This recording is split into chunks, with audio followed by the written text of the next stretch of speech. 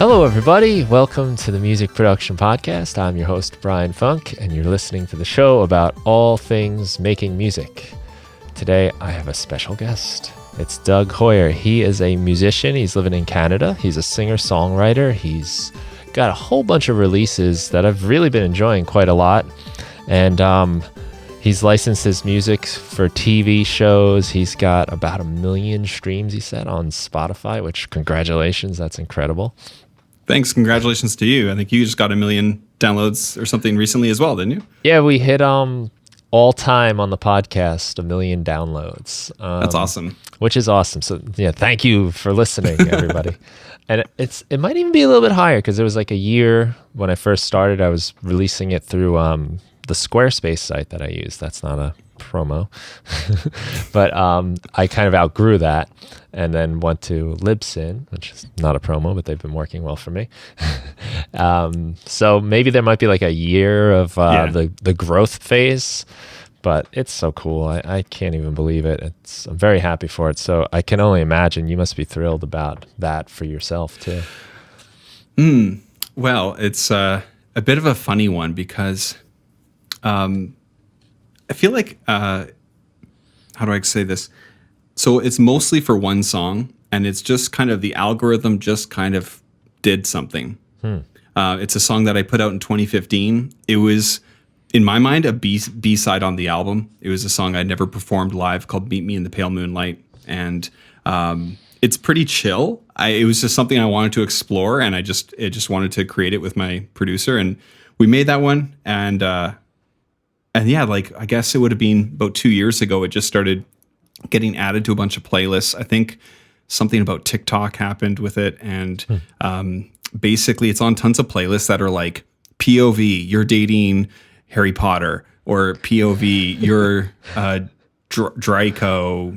I don't really know Harry Potter stuff, but like a lot of Harry Potter stuff and different anime characters I'm not familiar with, like playlists based around them. And so I feel quite emotionally detached from that song getting a lot of listens, which is something that's been interesting. I don't know, over the idea of like streaming and that kind of relationship with an audience versus something that like a live show or a concert or even a live stream or something like that. It's just like this removed thing where I'm like, are they actively liking it, or is it just because somebody put it on their playlist? Anyways, thanks. Sorry, that's a weird like way to say I'm not. It's just a weird dynamic. That's all I'm trying to say.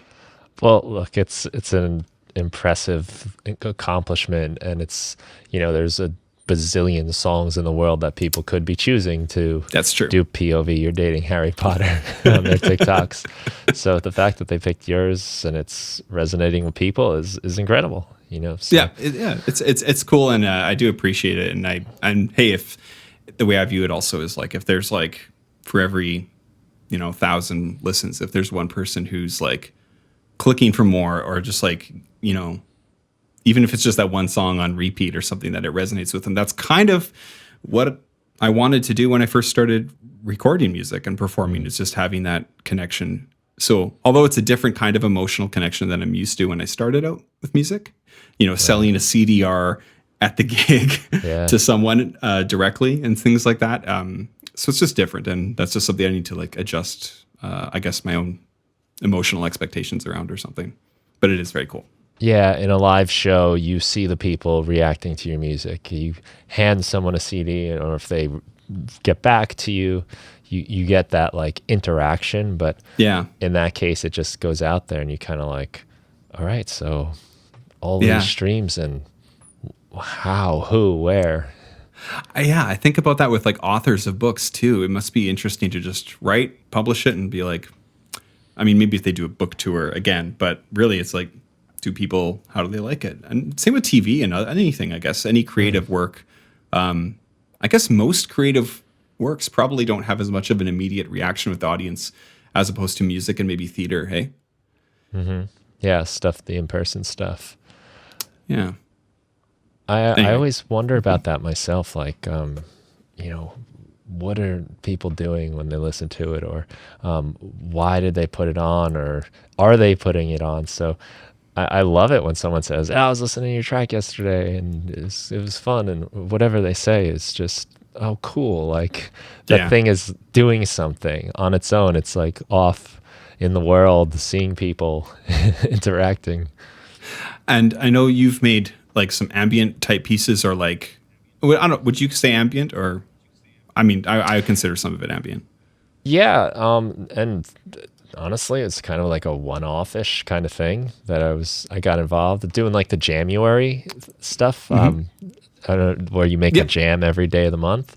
So, for a couple days, it's, since you're doing something every day, you kind of can do these like little strings of experiments, or even just like a throwaway day. Like, let's see if I do this, what happens? It takes the importance out of things. Things aren't so precious. So Yeah. yeah, I got into like doing these like little like ambient soundscapes using the OP1 specifically. And I had like a few little restrictions of like 4 tracks, and it was set up. It was like going to be about 5 minutes each, I think, each song. And I just recorded 4 tracks straight through, turning knobs as I go, playing like 1 or 2 notes. And it was fun, It was like this really cool meditative thing, and it just came together real easy. So I went with it and just finished it.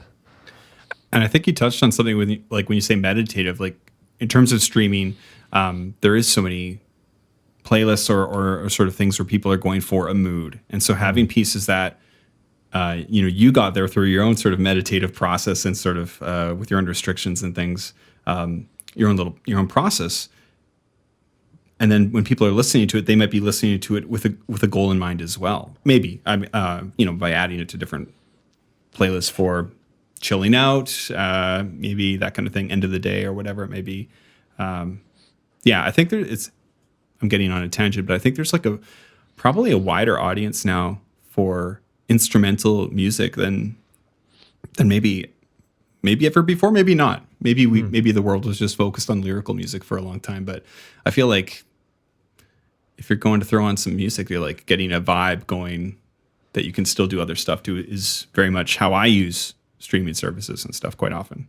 Yeah, that's a cool point, because I did it really with the intention. This is music to fall asleep to, meditate, or do like yoga to.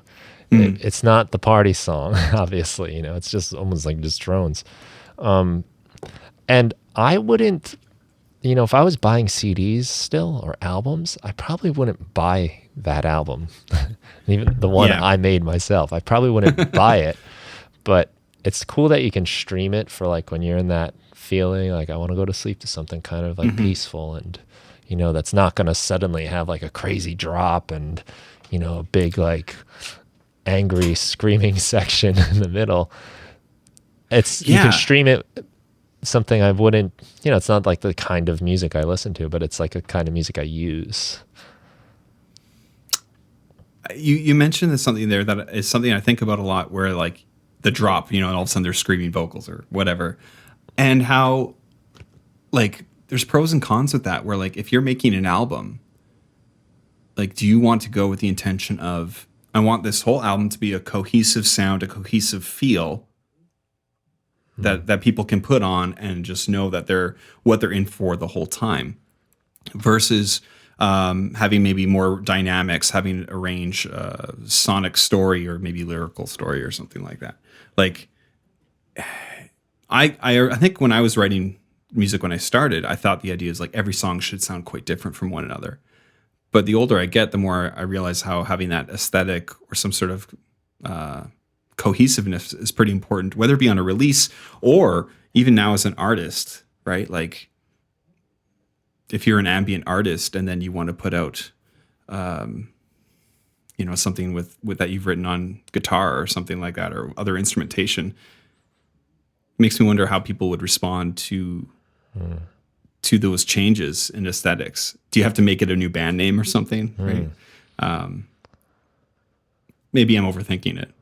No, I think you're bringing up a great point.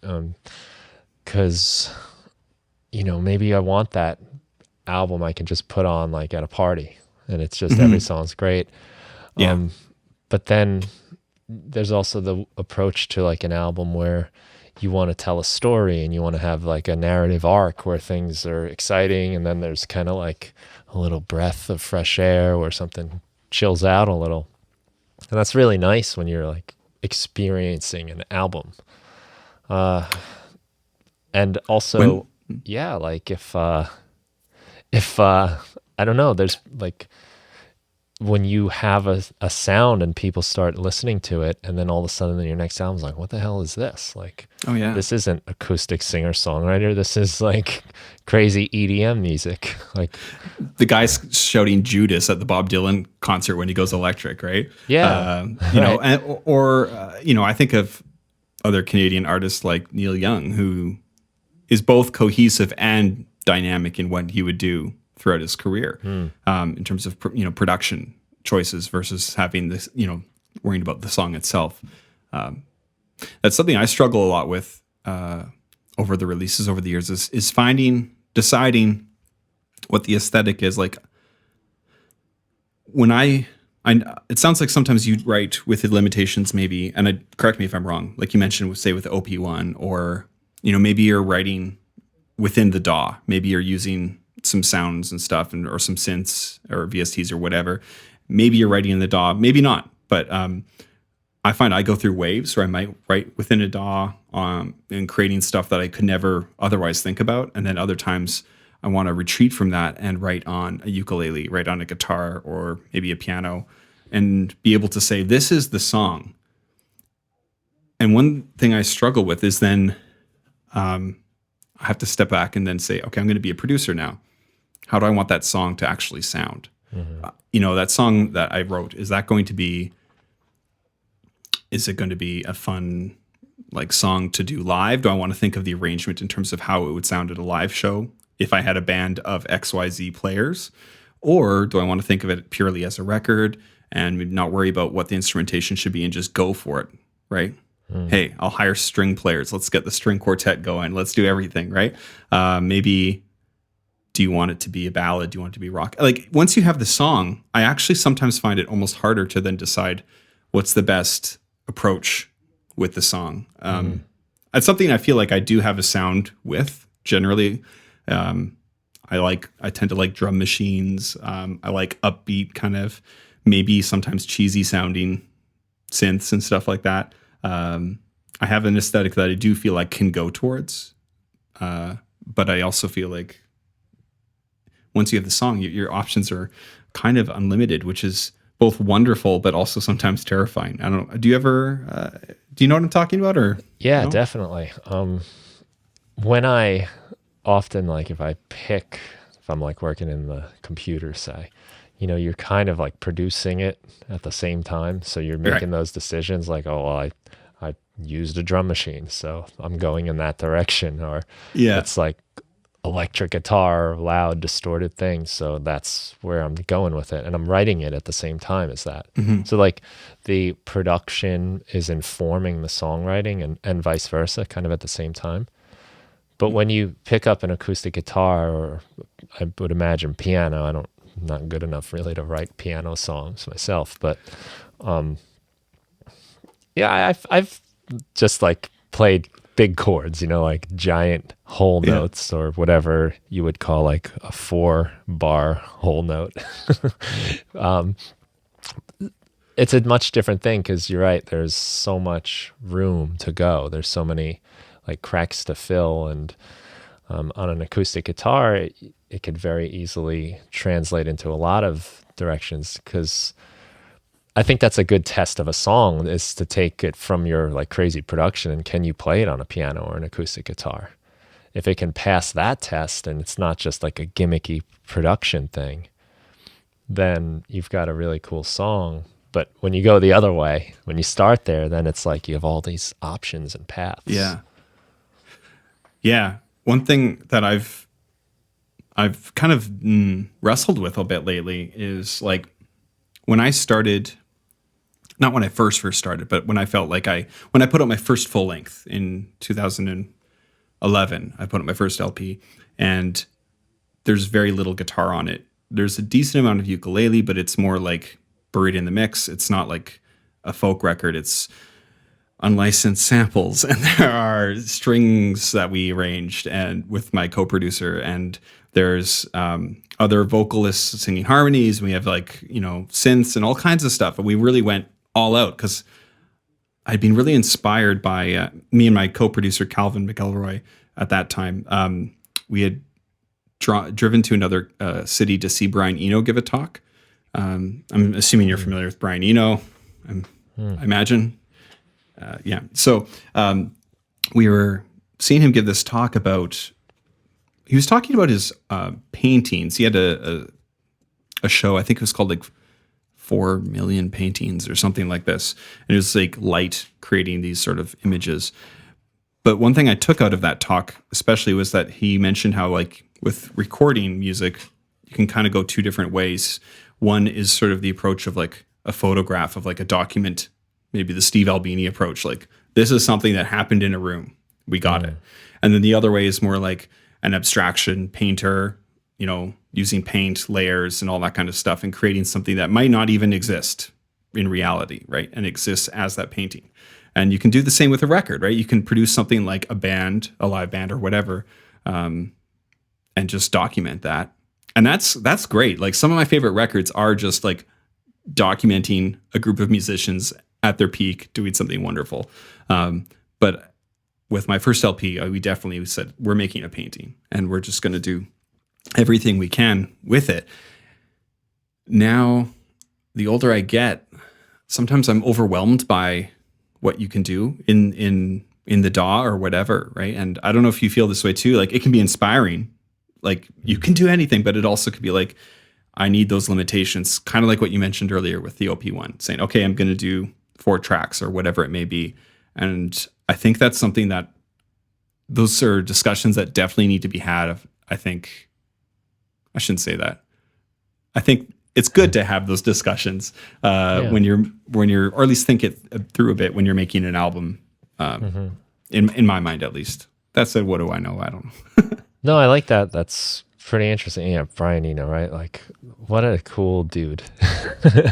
As far as like as he's just such an artist, right? Like for so long now, and still relevant, and still pointing out really interesting things about what this is all about, still exploring, so that's a really cool point about like you're either taking the picture or you're like creating.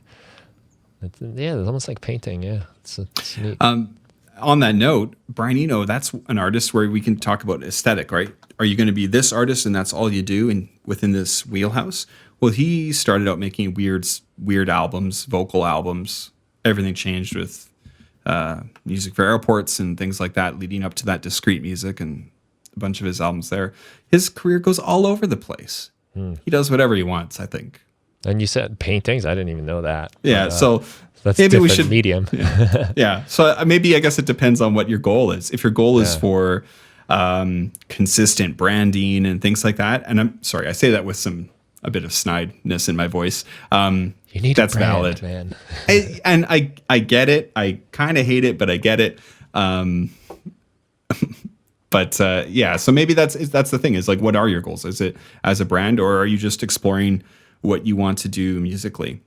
And I think a big shift in that will be whether you're relying on your music financially or not. And something I've thought about over the years is how sometimes, the financial burden of being a musician or artist is maybe not conducive to making the best art or music you can, depending on what you're judging the best music and art to be.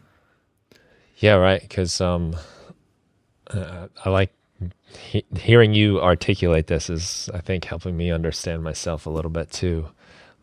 Because I guess I'm playing more of a long game where I'm going to be doing this, whether people are listening or not. And, I'm thrilled that anyone who wants to know anything that happens, if I put anything out, that anyone cares, right? But I don't need to rely on it really necessarily, having like a day job. So there's a lot of freedom in that. And there's not the urgency, which is also a negative too, where the urgency is often the thing that inspires you. And I think Brian Eno has really benefited from like being true to himself and his visions and not worrying about that so much. And, you know, I mean, I can't really speak for it too much. I don't know what his like chart positions ever were and all of that stuff. But I imagine that it was, you know, I don't ever remember seeing him on MTV, you know, and like on the radio and things like that. But he's known and he's been known and he's respected, and it's just a really cool path he's carved. But I don't think it takes time to carve a path like that, right? Like That's true. To go through all those phases and evolutions, it takes a lot of time. And yeah, there's probably a lot of people that he lost along the way, fans of what he was doing in the beginning that wanted to hear like more songs, and then people that became his fan later on when they loved the ambient thing. Yeah. For those just tuning in, thanks for joining EnoCast episode 1. But on that note, when you said about his chart stuff, and we don't have to keep talking about it, but I did remember an interesting side of that about maybe not relying financially on your music, making your music about the financial side. You know, he's a producer, right? Music production. And he's also co-written tons of songs too with a lot of the artists he's produced. I know with Talking Heads on Remain in Light, he's got a co-write on many of the tracks on that, like Once in a Lifetime, things like that. U2, right? He produced or co-produced their biggest albums. Right. And they're a pretty big band. So like, and back then, I'm sure with the record industry, I'm sure there were points on as a producer that you probably get, however their contracts are structured, where like, yeah, that's probably his job. That's his day job. And then he goes and makes an ambient album or whatever he wants to do when he has the time. Yeah. Right. So even an artist that we're talking about kind of has the day job, like we were saying, like to allow themselves to do the other things. Yeah, that's true. Get him for your guest next week and ask him yourself. Yeah. Okay. Good idea. You brought up an interesting point though about this whole thing of like deciding what you're going to do. Yeah. The like, are we going to do the capturing the moment in time thing, or are we going to like create this thing that couldn't have existed any other way except through producing it? And that decision is very important. In the last big project I was doing, recording my band, 3-piece rock band, you know, there was that time when we were getting the songs down, we were tracking the drums, and then we put the bass, and then the question was sort of like, all right, like, what am I going to do? What are we going to do here? Because, you know, I've got a lot of fun toys and a lot of tricks I've learned, and we can make something like really wild, like if we want to go there. But we did make it decided, you know, look, we are a band, we're playing as a band, so let's try to keep that, you know, let's make this sound like a band playing. And there, you know, we did things, there's more going on than 3 people can do, but it wasn't ever anything too over the top where it wasn't like a production thing. And I love music. Some of my favorite music is like really production heavy, and it relies and leans on the production. So I'm not trying to, because I know I said earlier like gimmicky when I described it and talking about like how you can have a song that stands up acoustically. Like some songs don't, and they're still great songs. Yeah, completely agree. Or the vibe is amazing. And like, like one of my favorite artists of the past decade or whatever is like Lindstrom. I don't expect to hear him play like his songs on piano. Like they are electronic music. That's what he's doing. That's the instrument he's using. So like, yeah, I feel like the switching things to an acoustic instrument worth a grain of salt, right? It's all within context. Yeah. But when you're mentioning about like recording your 3-piece, you can really go down the rabbit hole of like, are we going to double track guitars or not? Or are we going to do this like one guitar and okay, for the chorus, maybe we'll just sort of, are we going to actually double it, or do we just want to maybe get the room mic louder, bring that in on the chorus? Or, you know, there's so many things you can approach with that. Like Yeah. you said, like, do you want to produce it as a band or as something else? Yeah. Yeah, we decided to keep it kind of true to a band, but we also started by isolating the drums. So we had like the guitars going through headphones so that we didn't have any of that bleed. So it was also like, well, if we want to have it sound like the live band, we can just put up a bunch of mics and hit record. We can do that next week if we want to. Yeah. So there was some liberty in that. And I experimented with that a lot. I did a lot of like double tracking my rhythm guitars. And what I kind of learned was that in the early stages, that was me sort of leaning on the insecurities, really. Like it sounded incomplete. So, maybe I should put two guitars on each side, and then it sounded way fuller, but really the song wasn't done yet. So of course it's not going to sound full. So I wound up taking all that stuff out. There was a lot of stuff, a lot of doubled vocals, a lot of double guitars. Yeah. That it just sounded better without it. And it sounded more like a band playing. I mean, I think like you had that episode that I listened to earlier this week about basically that concept, right? About like, hey, try removing a few things from your mix, which I think is advice that I often tell people. I've produced a couple of bands, and sometimes I've had to say that, hey, that cello part doesn't need to go through the entire song. Let's introduce it here, and that gives more breath and life to it and things like that, which, yeah, you've covered already. But I think it's pretty important to think about when you're thinking about your production is, not overwhelming the sonic senses too much, letting things breathe and stuff like that too. I've pulled out the main element I started on, like the acoustic guitar that I wrote the song on, like, and I've built everything on top of, and then just been like, it just sounds better without it. Yeah. Oh yeah, like if you think about it, let's say you're having this big strummy thing, and all of a sudden you're like, the hi-hat's doing that rhythm, and then the bass is covering that, or maybe you weren't doing an intricate part. So yeah, like all of a sudden you realize, it's covered. Let's clean it up. Yeah. Yeah. Or like all these synth lines I put in here make it feel like it's floating, and then all of a sudden that guitar kind of grounds it and gives it too much rhythm. So pop it out. And then there's also other things like a guitar sounds like a guitar. Maybe those synths sound like something else, like ethereal or whatever, right? Like something that's just new. And maybe that's the direction the song has to go in. So, yeah, I was thinking about that a bit actually recently, where when I was first producing music and then getting my hands on synthesizer sounds, I didn't know what the heck they were or how they were made. So I'd call it like, golden clouds. Like that's like what I would name the track. Nowadays, I'd be like filtered square wave with LFO, all technical, because like I know how the sound is made and I get it. But it kind of strips away like that imagination and that kind of like wonder, like this is like a character in your song, and you name it the technical term, and now it's just this like sound waves. And yeah, that's like an author naming their character protagonist. Right. It is. They're like, well, I'll get the real name at the end when I go through on round 2 edit. And it's like, no. Yeah, interesting. I mean, you're kind of making me think about file formatting, and like that's just my systems are so messy. For a while I was trying to like save, like if I was just coming up with ideas, and it's not like a song and I want to save it. For a while I was trying like just saving it as like the date, like 08/22 blah blah blah.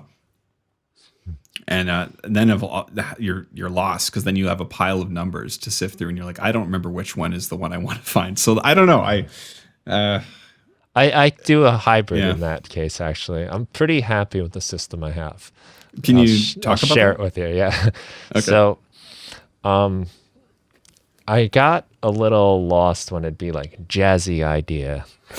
Yeah, like that's what I just named it, right? Yeah, I totally know that. So, you have like, okay, what the heck is this?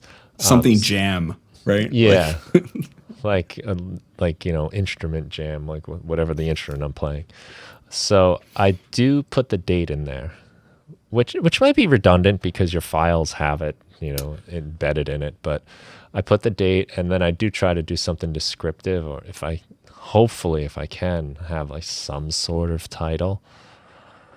A lot of times it's like a mood thing, and it might even be like, yeah, it might be like, you know, MS-20, Fireball land, and then the date.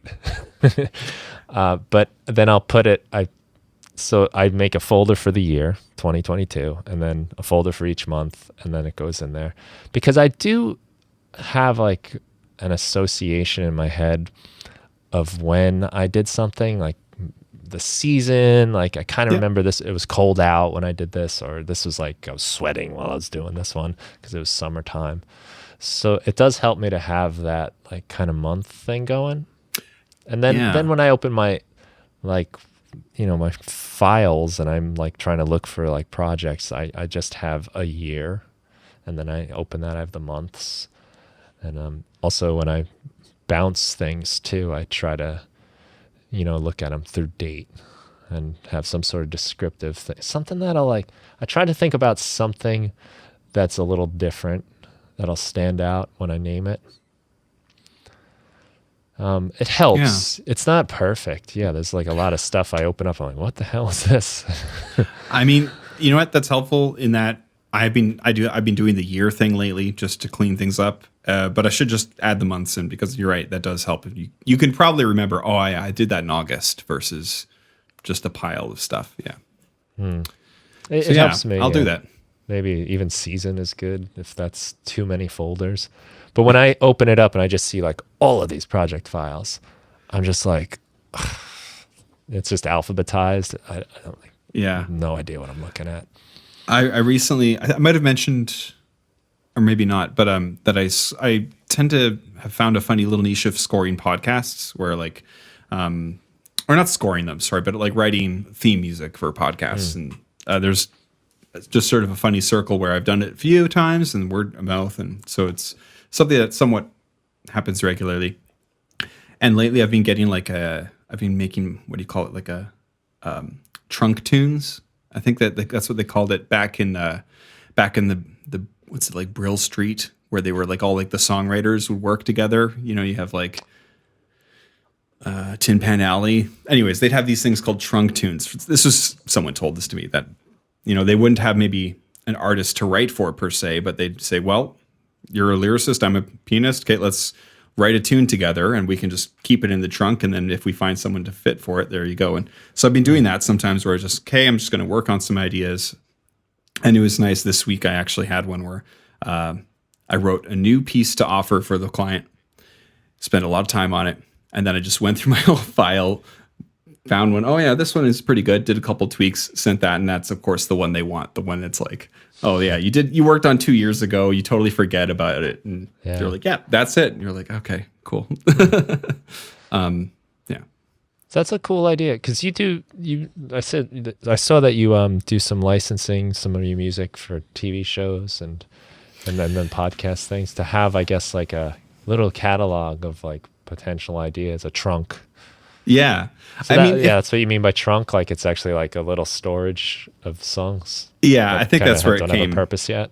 Yeah, that's cool. I never heard that. So I think, you kind of mentioned January or something. So for anyone who's listening who maybe has a bunch of incomplete songs, if it's something that you're looking to do more of, I mean, I don't have a roadmap for you in that sense, but that's one thing you could feel some solace with if you have these incomplete things of thinking, hey, can I finish it enough so that maybe someone could use it in some capacity, if not for yourself, right? If you're not releasing it as your own artist, maybe there's some other place for it, right? I used to be heavily involved with CJSR, which was a college radio station, community radio station in Edmonton. I was a DJ there. I had a Friday morning show, and when I moved to Georgia, I wasn't able to work. I didn't have a work visa. My wife moved there. We were for school, and so it took some time for me to get a work permit. So in that time, I reached out to them and I said, "Hey, if you guys need some new, background music or different music for shows or theme music, like I have the time and I'll work on some stuff." And I was just going to do it for free. So there's a few shows. I did some music for them. They might give me some reference points to sort of get a vibe of what they wanted and stuff like that. And that was really fun. And it gave me something to do and hone some skills in Ableton and things like that. Eventually, though, that sort of led to some of the producers saying, hey, I'm making a podcast for this organization, or we actually have a budget and different things. And eventually it sort of trickles out to now people saying, hey, I heard your music on this podcast. Can you do something? And so it's something to consider. Yeah, if you feel like you want a challenge, or you like writing to a prompt, or yeah, like I said, if you have a bunch of unfinished ideas that you don't know what to do with, maybe that's something you could consider thinking about. And again, maybe your route would be very different than mine. It's not something I wouldn't say it's like reliable, at least the way I've structured it, to like pay the rent or something. But it did go towards me going back to school. So I went back to school later in life, and I now work as a hearing aid practitioner for my day job. And a lot of that schooling was paid for by music, which is pretty cool. Sorry, I shouldn't talk about money so much. It's kind of weird, I guess, but it's like a thing. It's a thing though, that like, I don't know. I feel like it is. Maybe some people have big expectations or something. And I think sometimes it's helpful to just talk about the realities of music and money sometimes. So anyway. Yeah. Well, look, I mean, if you can parlay that into some college education, that's awesome. Yeah. And you're growing. So it's not like, we can get all like skeeved out by money stuff, and it's our art and we shouldn't be, it's like we're prostituting ourselves or something. But in the way you're describing it, it's really, even if you got no money for it, you're growing as an artist and as a producer, and you're learning and you're figuring things out. And I mean, it's a win-win, the money is there too. So I see nothing wrong with that. And look, like, if you want people to make music, which we all, I think, can agree that we want, like, there has to be some sort of money involved, like, or else people aren't going to do it. They might still do it, but they're not going to be able to do it as much. And yeah, like, I know earlier, I think you were saying like, hey, I'm going to do music in my basement here no matter what, right? Whether people are listening or not. And I get that. I agree, but there has to be some sort of response. And so maybe at a live show, it's the audience. And maybe in some other ways, it's some sort of financial recoup from streaming or from creating something that way. But I think every relationship, there is power imbalances and dynamics, and sometimes money comes into play of those. And that's the same in art. I think that's in anything. That might sound kind of dark, but I think that's just the reality that I don't know if I'm making much sense, but yeah.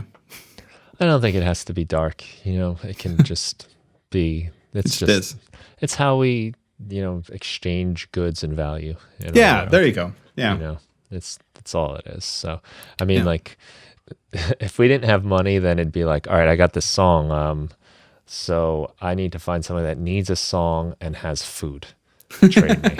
Fair enough. And has shelter to trade me. Like, landlord doesn't need music. Landlord needs something else. Yeah, he doesn't need like a bard in the corner of the house. Right. Just like writing poems and things. Like, so, it's a good system, I guess. I like that. Or at least that's a good reminder. It almost doesn't matter if it's a good system. It's what we have to work with. So we can be angry at it and then, resist it, but it's not going to matter anyway. Kind of regarding the day job, I had like a realization like back in 2014, I think it was, where I knew I wanted to go back to school, like, and kind of get that day job balance, because it was very stressful. I was working random day jobs, and I wanted to have more of a stable career that would allow me to do music in a way that I found nourishing emotionally, whether you want to call it spiritually or whatever, like to be able to pursue that art and also then have a reliable way to pay the rent was important to me. And it really hit me. I had an opportunity to open for St. Vincent in 2014. She was touring her Cool. self-titled album, which is like an awesome record, I think. But I didn't get to meet her, but it really hit me where my regular bass player was on tour with his other band, and they were watching her play in Toronto the night before I was opening for her, and I had someone filling in on bass, but it made me realize that I knew what time that St. Vincent had to load in and do sound check and all that other stuff. And I knew that the next day they'd be 8 hours away and all these other kinds of things, like day in, day out. And talking to some of her team about like, yeah, we've been to Japan, we've been to like every continent and all this stuff. And I kind of looked around the venue we were playing, this big, huge hall. And I was like, so when you're in France, you're basically in a place like this, eh? And they're like, yeah, that's pretty much all we see. We fly, show up, do this, move on. And it really hit me where like, here's St. Vincent. I don't know if she was nominated for a Grammy at the time, probably for Love This Giant. She probably was. But like, here's this artist who's, in my mind, huge, indie huge, or whatever you want to call it. And I'm not saying I'm even a fraction as talented as she is. But like, the grind doesn't stop. It's not like you get to a point and then you're coasting. It's like, it just gets bigger and bigger. And I thought, like, is that even, not even in that route is possible for me. But if it was, is that even a route that I want to go down? Like, and it became very clear to me that I don't. And I love performing and I love writing and producing and everything. But I realized that I think it would have to be more on my own terms.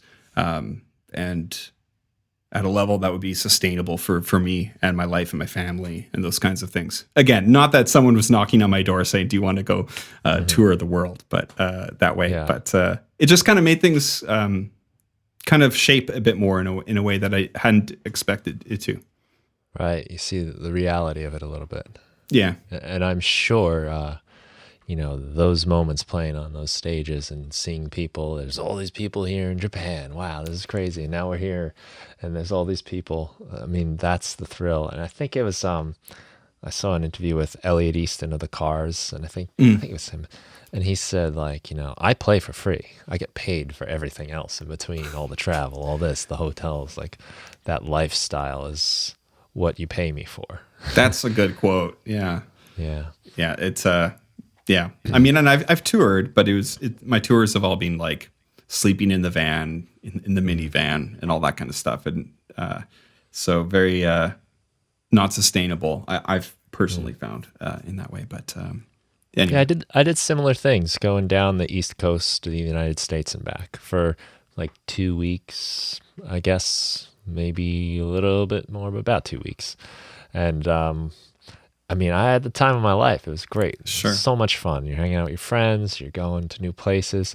And for us, like, we didn't have a show every single night. So there were certain places we got to hang out. And we would sometimes stick around with the people that were there and go hang out with them. And so we got to see the town a little bit. I liked it because it felt like we were getting involved in the culture a little. Totally. It wasn't like we were coming in the back of the arena and then out and on back to the bus. Like we had some wiggle room. You're saying, hey, like, can I crash at the band house of whatever city you're in? Like, whether band members or whatever. We slept on other bands' floors and people's houses and couches and in the minivans and the cars that we were driving. And, we had fun, but it did make me realize, like, 2 weeks of that is cool. Yeah. But, you talk, I listened to Dave Mustaine talking on the Joe Rogan show. And I think he said he toured for like 78 weeks straight. I was like, oh my God. Like, think of what you have to sacrifice for that. Like, he didn't have a home. He didn't live anywhere. You can't. If you can, it's very difficult to maintain a relationship. Totally. I have 2 dogs I love. Like, I don't want to not have dogs. Oh, yeah. I mean, there's just so much you'd give up, and you just had a baby, right? So, like, yeah. Could you imagine missing this? No.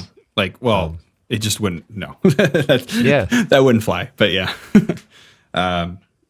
Yeah, exactly. All those kinds of things. It just really, really hit me doing that stuff. And I still love touring. I love playing shows and hitting the road. But yeah, usually I find it's like about a 2-week thing. I did a few month-long ones because Canada's stupidly big. Yes. Like I grew up in Edmonton. And when I lived in the States, I realized most people don't know where that is. So Edmonton is the 5th biggest city in Canada. It's the furthest north city of any major populace. It's the most populated, most northern city in North America, if that makes sense. So it's like if you hit the Montana border with Alberta, you'd have to drive like 8.5 hours north to get to Edmonton. My point being is that when I mentioned going down to see Brian Eno, he was giving a talk in Calgary. So it was like a 4-hour drive down to Calgary just to go see him give a talk. It's like, that's like the next closest town pretty much. So city, Canada's really big, too big if you're touring. Yeah, it's worth thinking about, like, what do you really want? And I kind of like where I've wound up. Like, day job as a high school English teacher is pretty cool. I'm out fairly early. I have time to do things. Being around the people I'm around, the students, there's a lot of energy you pick up on. You learn about what's happening in their culture and their world, and you also get the breaks for the holidays and the summertime. Yeah. So there's a lot of time to do what I want to do. And even now that we just started going back in this is the 2nd week now, now that my time is much less, I value it much more. So I kind of think in the last 2 weeks, I've gotten more done than I did maybe like in all of August, because when you have it's like everything, I guess, when you have so much, you don't value it as much. And now that I'm home, it's like 3:00. I just get home and I know I have to go to bed fairly early because I got to be up at 5:15 in the morning. So I'm going to like try to do stuff. And it's a great like self-imposed discipline. Yeah. Made it work for me. So I like it a lot. I value it. It's all about those limitations that we keep kind of coming back to, right? Like, I'm in the same boat. So right now I'm on parental leave. So I'm the primary caregiver for our baby. And what was it? On Saturday, my wife was out of town at her sister's bachelorette party. Anyway, but so it was just me. And so like when I got my little guy down, I was like, okay, I'm going to work on that. I'm going to go through my iPhone for like one of my voice memos. I'm going to pick one and develop it. Like, a little riff I had maybe done or something. And I did. He slept for 2 hours and I got a very well fleshed out demo that I'm like extremely happy with. It's not done, but as like in terms of a structured demo, I was like, this is great. And frankly, if I had all Saturday to do it, I don't think I would have come up with much different. But like having like, hey, I have like maybe an hour, maybe 2, boom. And so, yeah, I completely understand what you're saying. And so maybe that can be helpful for people listening, is like thinking about whether it be like a self-imposed limitation. Like, one thing I've done in the past is sort of work backwards from like, okay, I want to book a tour. Here's an example. When in between semesters, like, okay, over the summer, I want to book a tour. If I'm going to book a tour, I want to have a new EP or album out or something. So if I want to do that, maybe sometimes I was going to press vinyl. So I'm going to need so much lead time and all this stuff. Okay, well then the album's got to be done by January 1st. All right. And I have these 15 songs. Let's whittle it down. And then you just have to work backwards and kind of like get that timeline. So sometimes having a release date might be helpful, and in terms of like, even if it's like, okay, I'm going to upload to DistroKid on, a month from now, let's make it happen. Your January, right? Okay, here's this month, we're going to make it happen. Every day we're going to do something. Having those structures, whether they're real or not, I suppose can be tricky, but they can be helpful, and maybe your listeners might find that helpful if they need a little bit extra push to finish up some projects or something. Well, you were telling me before we got on the air, whatever you want to call this, that your latest release, Getting Older, had its own pretty strict deadline too, Yeah. So my which is son. awesome, by the way. This I really, really enjoy this. It's Oh, such thanks. cool production, great songs, and just a lot to get into. That's stuff I've written down. I want to talk to you about too. But Sure. Oh, yeah. I'd love to talk about that record. Yeah, and thanks for saying that. I really appreciate it.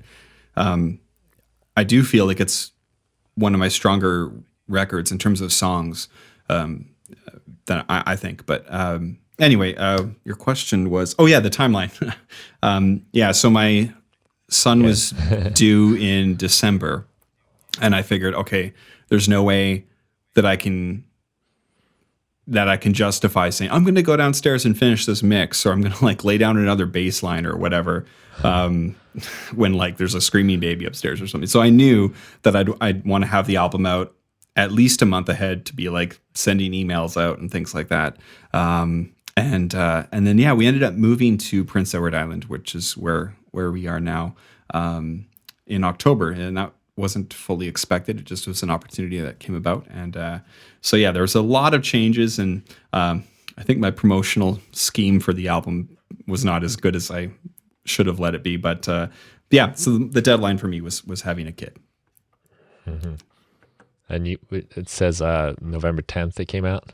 Yeah, that sounds right. Yeah. So you seemed like you kind of beat you sort of have to, right? Because you never know when your kid's really gonna appear into the world. That's why I was like early November, because this kid could be, well, it could be very early, but yeah, he ended up being 2 weeks late. But yeah, so yeah, I made sure that it was going to be done early enough.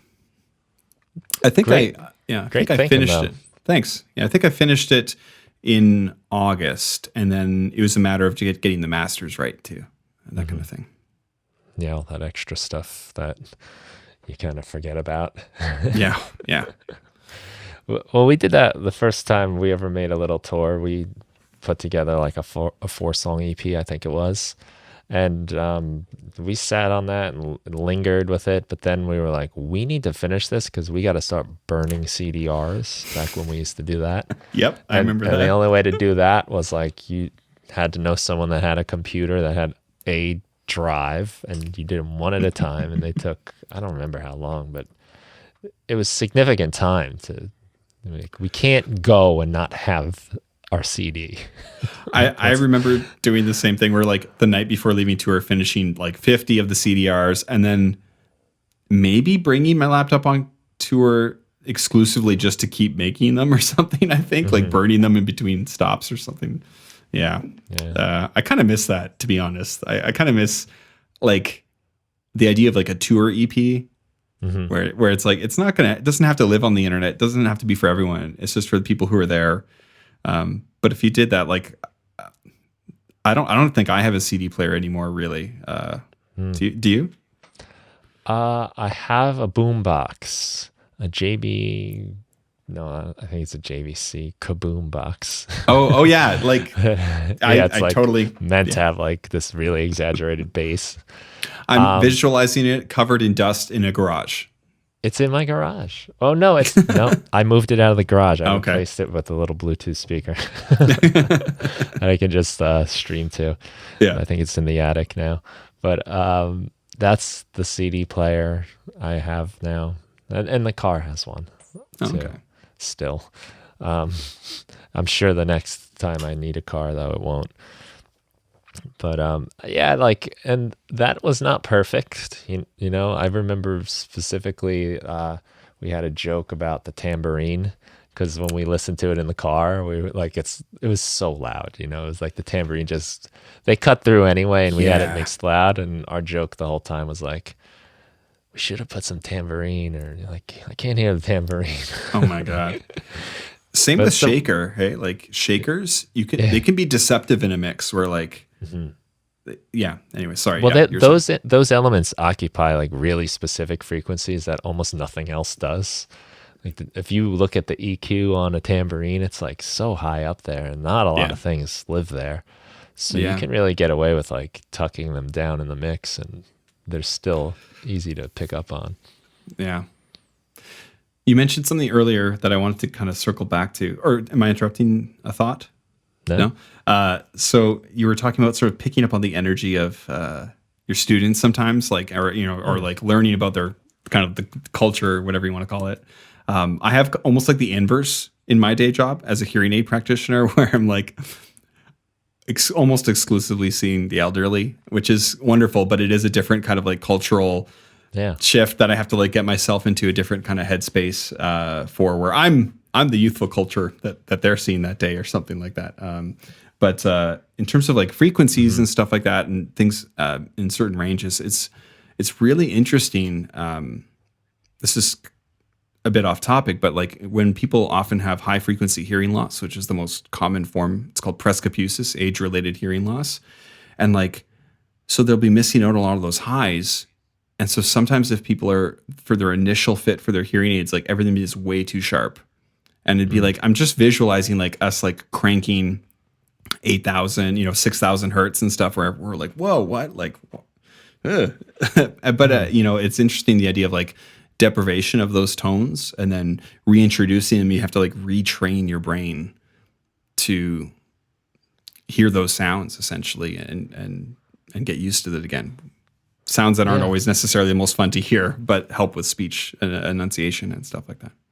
Well, that happens even when we mix, right? Like you get used to or numb to the sound. Well, you can just sit in a room, right? And after a while, you don't even hear the hum of the air conditioning until it turns off. And then you're like, oh, I didn't realize that was going on so long, because we just sort of tune it out. I think our senses are really designed to pick up on change. So when we get used to those like droning things, we don't even know they're happening. Yeah. I can imagine with like the high frequencies, when you're so used to things being like mellowed out up there, then they come back to the natural level. It probably is a shock to the system. Like, oh my goodness, like this noise. Oh yeah. It's usually gradual. Like we usually don't put people at their full like prescription. We'd usually do it in stages and stuff like that, just to adapt to like hearing their dogs clicking on the floor, right? Like in some cases they might not have heard that, or not to the same level. Anyway, frequencies that's interesting. I was curious to ask you about that stuff a little bit. Sure. Yeah. Is there like a particular frequency where it starts like, is it almost like putting like a low pass filter on, where it like, it can be. Yeah. It kind of can be. Yeah. So or like more like a shelf. Yeah, it varies. And so there's a lot of factors to think about, like, and not everybody's hearing loss is the same. And so like, for anyone out there, like, I'd always recommend, like, if you're having questions about this stuff, or if you're concerned about your hearing, just go get your hearing tested. Depending where you are, it might be different kinds of costs to that. I'm a hearing aid practitioner, a registered hearing aid practitioner in Canada. In different provinces, there's different education standards that are needed for that. In different states, it's a bit looser. Some are more very intense and others are not. So in the States, you have like audiologists or hearing aid practitioners. But just, you might want to do some research on where you live. Just going to kind of say that. So what was my point? I don't know what I'm sorry. Well, I was asking you, like, is it sort of like that? Like a filter and certain frequencies where it's, maybe is there like a common, like, just human thing that happens to us all as we get older?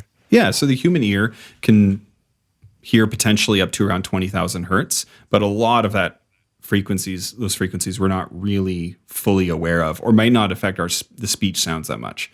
The frequencies that we would test up to for most standard tests would be up to about 8,000 hertz. Some people might test further for some reasons. Maybe if tinnitus is an issue, there's different tests they might do where it might go up to 16 or something like that. Well, that's interesting that it's about, you said 8,000?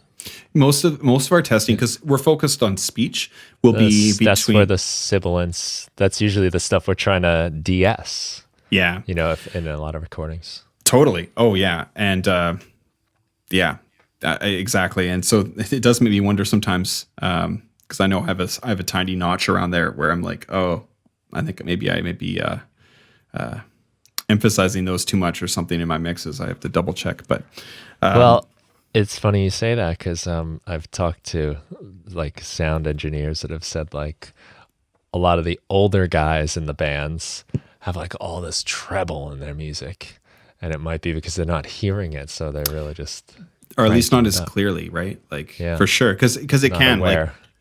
like if it's noise related hearing loss. Okay, I'm going to be really rough, and I'm sure in your comments you'll get some feedback where it'll be like, technically it's this, but essentially when sound enters the enters the ear canal. Sound is a waveform, right? It's a movement in a medium. In most cases, air. Usually, you're hearing things in air. Enters your ear canal, bounces around and is amplified, and it hits the eardrum. And the eardrum is about 3 layers of tissue, so it's very, very thin, very sensitive. I've read that it could be as sensitive to the width of an atom. So that's vibrating. It's then, you're a school teacher. This is probably all old news to you, grade 3 or something like that. No, But this is cool. I like but this. yes, so we have the eardrum, and what on the other side of it, we have the ossicle chain, the 3 smallest bones in the human body. And so what they're doing is they're accepting that vibration, and it acts sort of under the same principle as like a lever, amplifying the vibration by, I think it's like 1.6 times, something like that. So that amplification of the vibration is then acting as a piston. So we have the smallest bone pushing chemical fluids back and forth inside of the cochlea. The cochlea looks a lot like this. It looks like a snail shell. For those who are listening audio only, it looks a lot like a snail shell. Where's my camera? And the cochlea is filled with 2 different chemical fluids. The vibration is pushing them back and forth against these sensory cells, which creates an electrochemical reaction, sending an electrical signal along the auditory nerve to the brain. And then the brain has to actually make sense of that information. This whole time you're hearing me, that process is being occurring. So think of it this way. We have a movement of shifting of energy, right? So we have vibration becoming mechanical energy, becoming chemical energy, and then becoming electrical energy on its way to the brain. All of that, like, instantaneously, basically. It's a very fast process. Inside of the cochlea, why did I bring this up? I think inside of the cochlea, there's these tiny little sensory cells. So it's like a snail shell, and you have these little hairs at different points inside of the snail shell. And so those little sensory cells reflect different frequency ranges, and they'll sort of send a signal to the brain about different frequency ranges. So when we have a loud, abrasive sound coming, pushing the eardrum violently, those 3 smallest bones, they are the ossicle chain, they're pushing that piston sensation. They're pushing violently. So the cells at the entrance of the cochlea are getting the brunt of that physical movement. It's a physical movement happening. So those sensory cells can often be damaged the worst. And this area, when it gets to the cochlea, I'm a little bit rusty. So I again, take this with a grain of salt. Don't use this if you're studying for class or something. Read your textbook. But essentially, noise-induced damage will happen in that sort of area. So drummers, you got your hi-hat generally on your left-hand side. That might get a bit more of a pummel. Long story short, the point is that you get the specific range of frequencies that are going to be damaged by noise. So like if you have just age-related hearing loss, you get that sort of shelf kind of coming down, right? You're rolling down the filter, right? Whereas if someone has purely noise-induced hearing loss, maybe they've worked in construction sites. I come from Alberta, where I was seeing a lot of people working in the oil sands, industrial situations and stuff like that. So they may be in their 40s or 50s and have hearing loss. But it's usually going to be between about 6,000 and 8,000 hertz a notch, and it'll rise. It'll rise back up. Maybe at 8,000, they might be still normal. So then you have this interesting thing where people are saying, I hear quite well, and I can hear a lot of things really well. One-on-one, no issues whatsoever. I can even hear the hum of that fluorescent bulb, maybe, right? Maybe they can still hear that. So they say, obviously, my hearing is fine. When their hearing loss is really only in that notch, impacting kinds of sounds.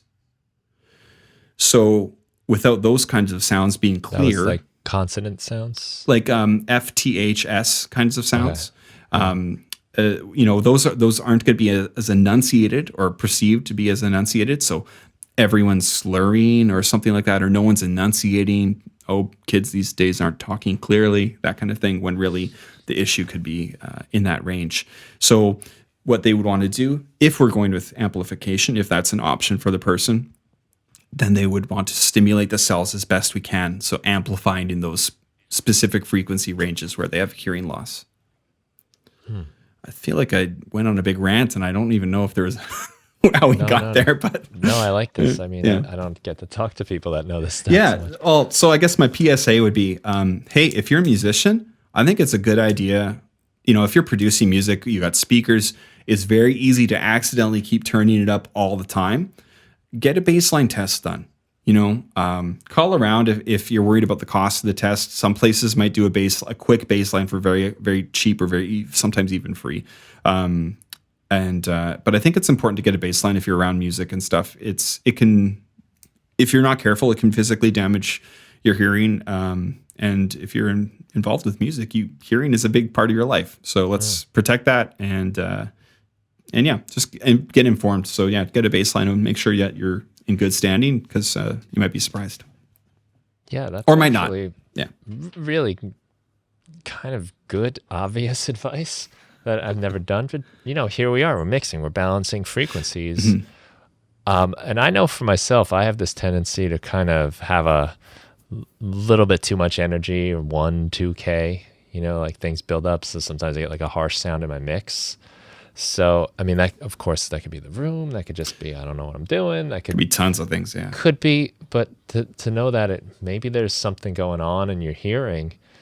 I mean, just to know that you might be overcompensating certain things. Potentially. I also don't want this to be useful. like a scare tactic or something. I just think it's good to have a baseline and see where you're at. Yeah. But yeah, the noise damage is usually specifically between around 6,000 and 8,000 hertz. So, someone could have some issue somewhere else. Like for example, if those ossicle chains, the three small bones that sort of accept the vibration, if there's a fusion going on there, right? Some people, they might have a calcification issue where they've kind of hardened. They actually might find that their low frequency sound is diminished. And that could happen over time. It could be subtle. They might not notice. It's called otosclerosis. So then sometimes there might be a surgical intervention that could be an option. It's beyond my scope of education. But it'd be like maybe they might replace one of those with like a titanium bone, and then they can hear those bass tones again and stuff. But then you're on the risk of doing surgery on the smallest bone on the human body. So, Right. Yeah. I would imagine that's probably a last resort type of thing. Yeah, it really varies. And I mean, again, that's not something I'm involved with, but do that for your friends, like adjust to those guys. Yeah. But I have done tests for people who've had this surgery done, and it's like I've seen people being brought back to normal and stuff, which is really cool. So if you feel that you have hearing issues or something, or there's something going on, definitely go get it tested out. Well, let me ask you something. Sure.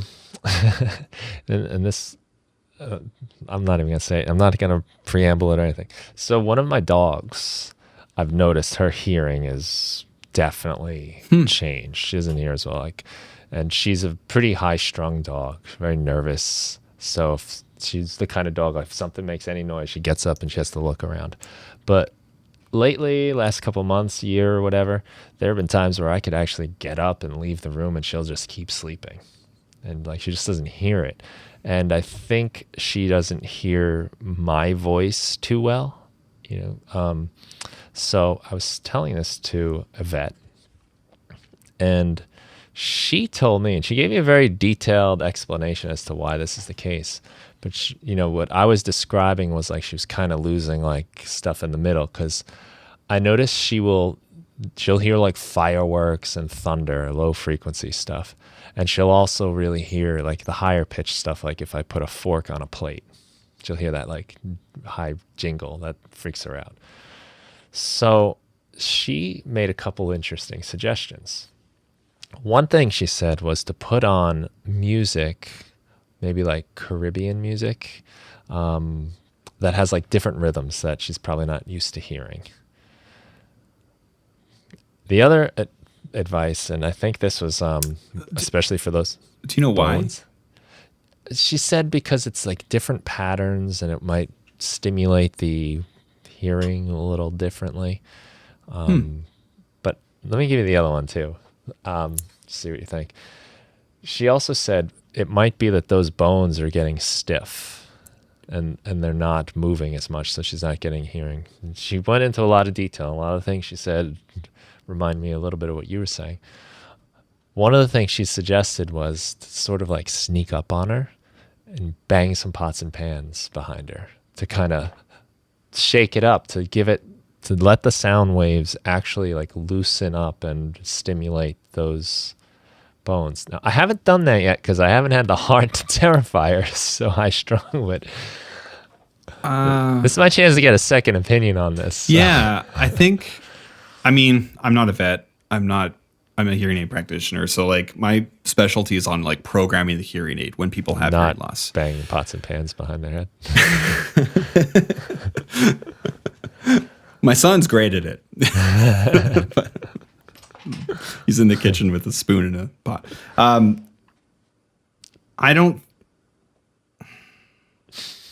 Don't try this at home, folks. I feel like I shouldn't comment on it, but I also am like, I don't see how that would make a ton of sense to me. Like, okay, like, so if there is some fusion on those bones,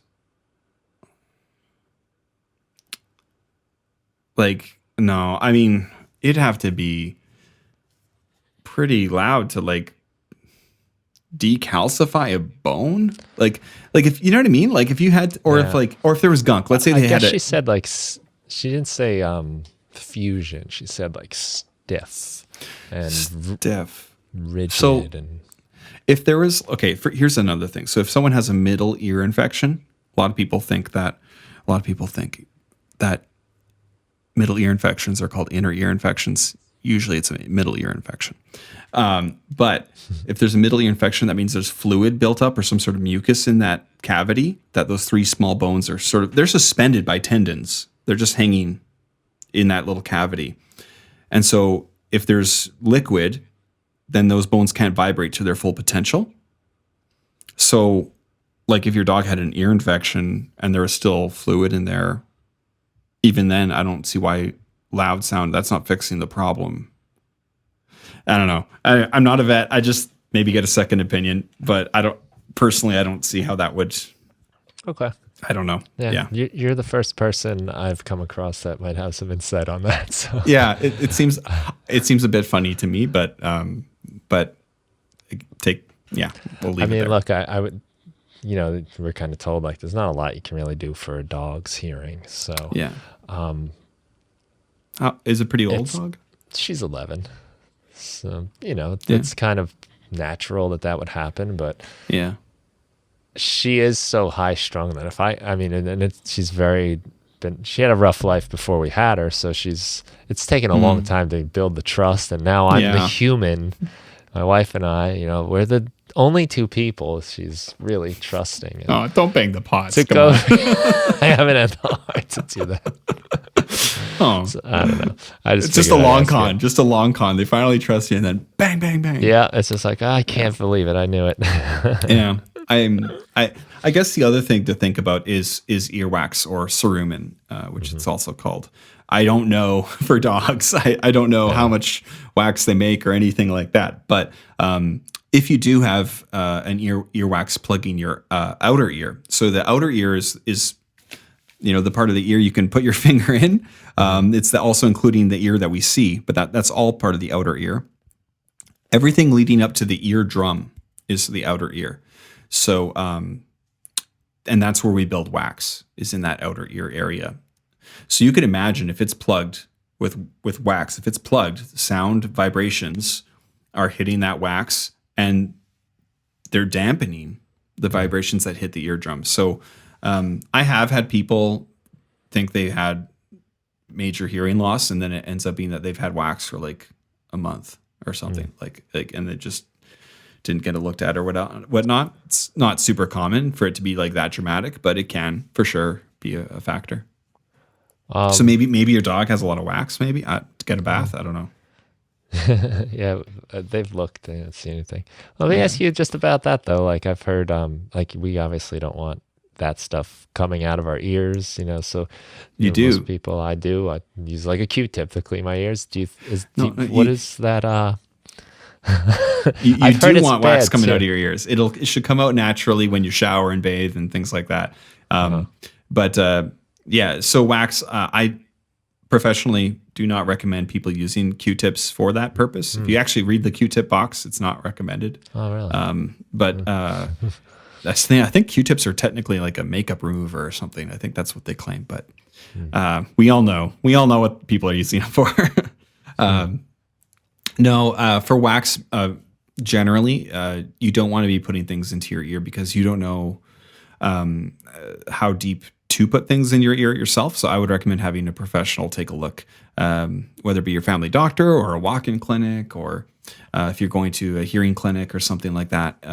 If you're concerned about wax, maybe call around and see if anyone does cerumen management or earwax removal. It might not be a problem. Maybe they might say, hey, looks clear. You got to get your hearing tested. You should. I do sometimes that is the case where people say it must be wax, and then everything's clear. But sometimes the opposite happens. Like I said, sometimes you have some people where it is full of wax and that needs to be managed. I'd say most of the time, though, my response would be to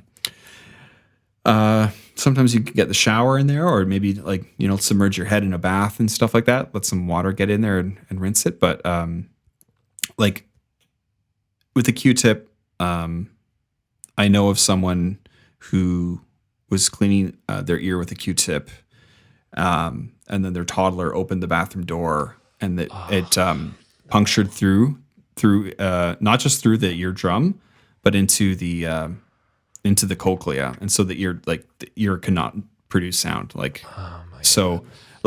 And that's a bit of a horror story. So if you want to cut it, you can. It's up to you. But but I think that's the first time I've had that reaction doing the podcast. Total cringe. Yeah. So I do.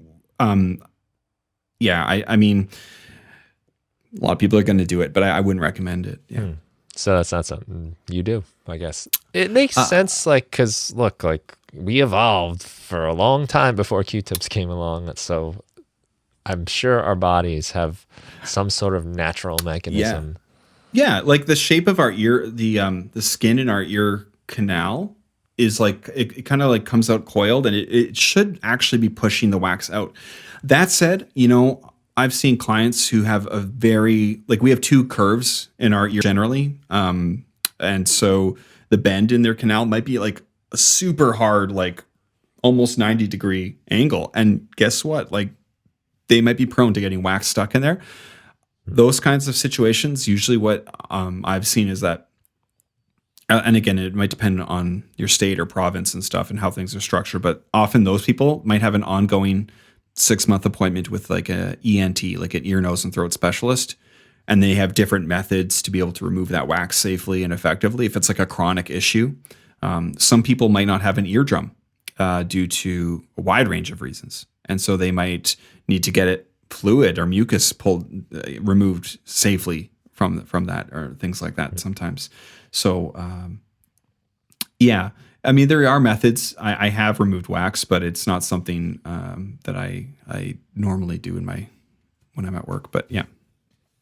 Well, it's good to know, because we all value our hearing. So I'm thinking when I'm doing that I'm protecting myself, cleaning myself, doing general hygiene stuff. But maybe here's another thing. A good idea. The fibers of the Q-tip, the cotton, can get stuck. So if you had a chunk of wax fairly deep in your ear canal, the cotton can actually get sort of built up and stuck on it.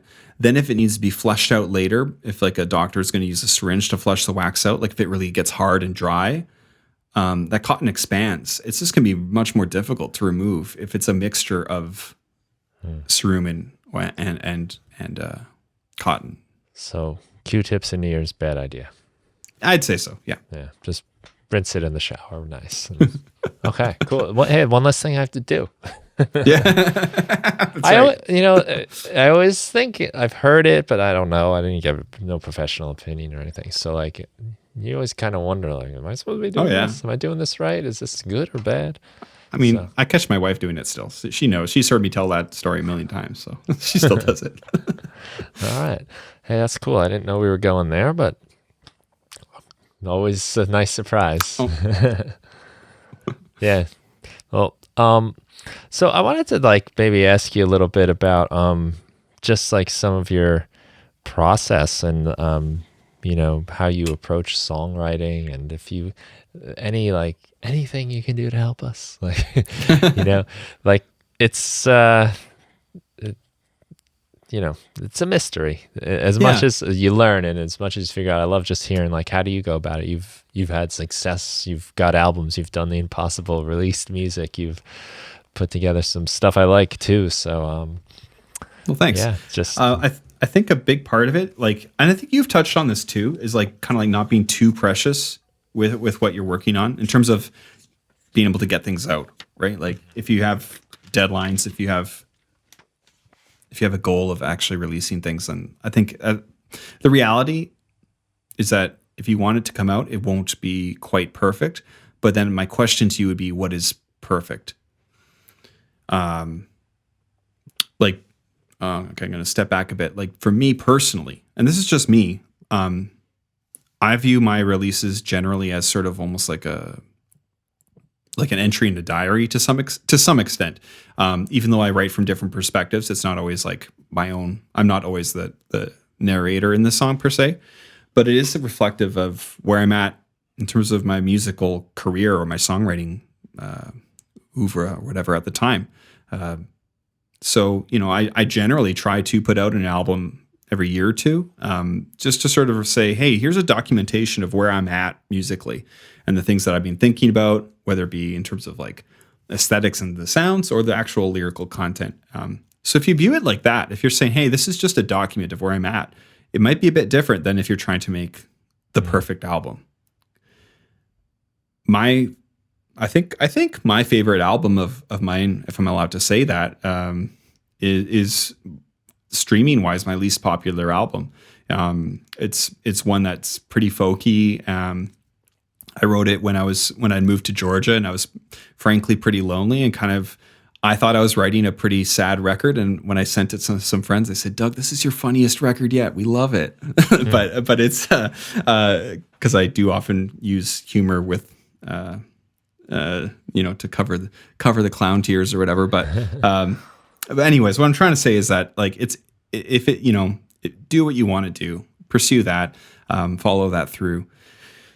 So that's one bit. In terms of like more specifically, there's a lot of different things you can do, and I think one distinction we should make is if we're talking about what it means to be making a song. Because I know this is a production podcast, and so I know like people who call themselves producers may mean many different things. To you, does that mean something specific? Well, the first time I ever heard of a music producer, that was like a person that was in with the band, right? Making suggestions like, why don't you try the bridge here after the second chorus rather than after the guitar solo, or play it this way with this energy, sing it this, it was more like the guidance thing. But then there's also the like producer that makes the beats and makes the music, and then there's the songwriter and does everything. It's so diverse now, but I guess the more traditional thing is like the George Martin kind of thing. So I don't know what it means anymore, to be honest, either. No. That's I mean, I don't expect you to have like the answer, but like I agree. Like I feel like when it's used commonly now, most people are probably actually talking about like beat producers, and so I think that is a bit different than if we're talking about like, say, like lyrical songs. Like I don't have a ton to speak on. I produced beat music, and often, like I said, for podcasts or other types of things. But if we're talking about songs, say lyrically, just to sort of be a bit more specific, you know, I think it depends on where you're at. So let's say if you're stuck at the point where you're like, hey, I have a verse and I have a chorus and that's it, and I'm stuck. Like, have you ever been stuck trying to get like the other verses? Do you write much lyrically anymore? Never. No, never yet. No, yeah, totally. Like, I have a bunch of songs I'm trying to flesh out right now that are mostly January ideas.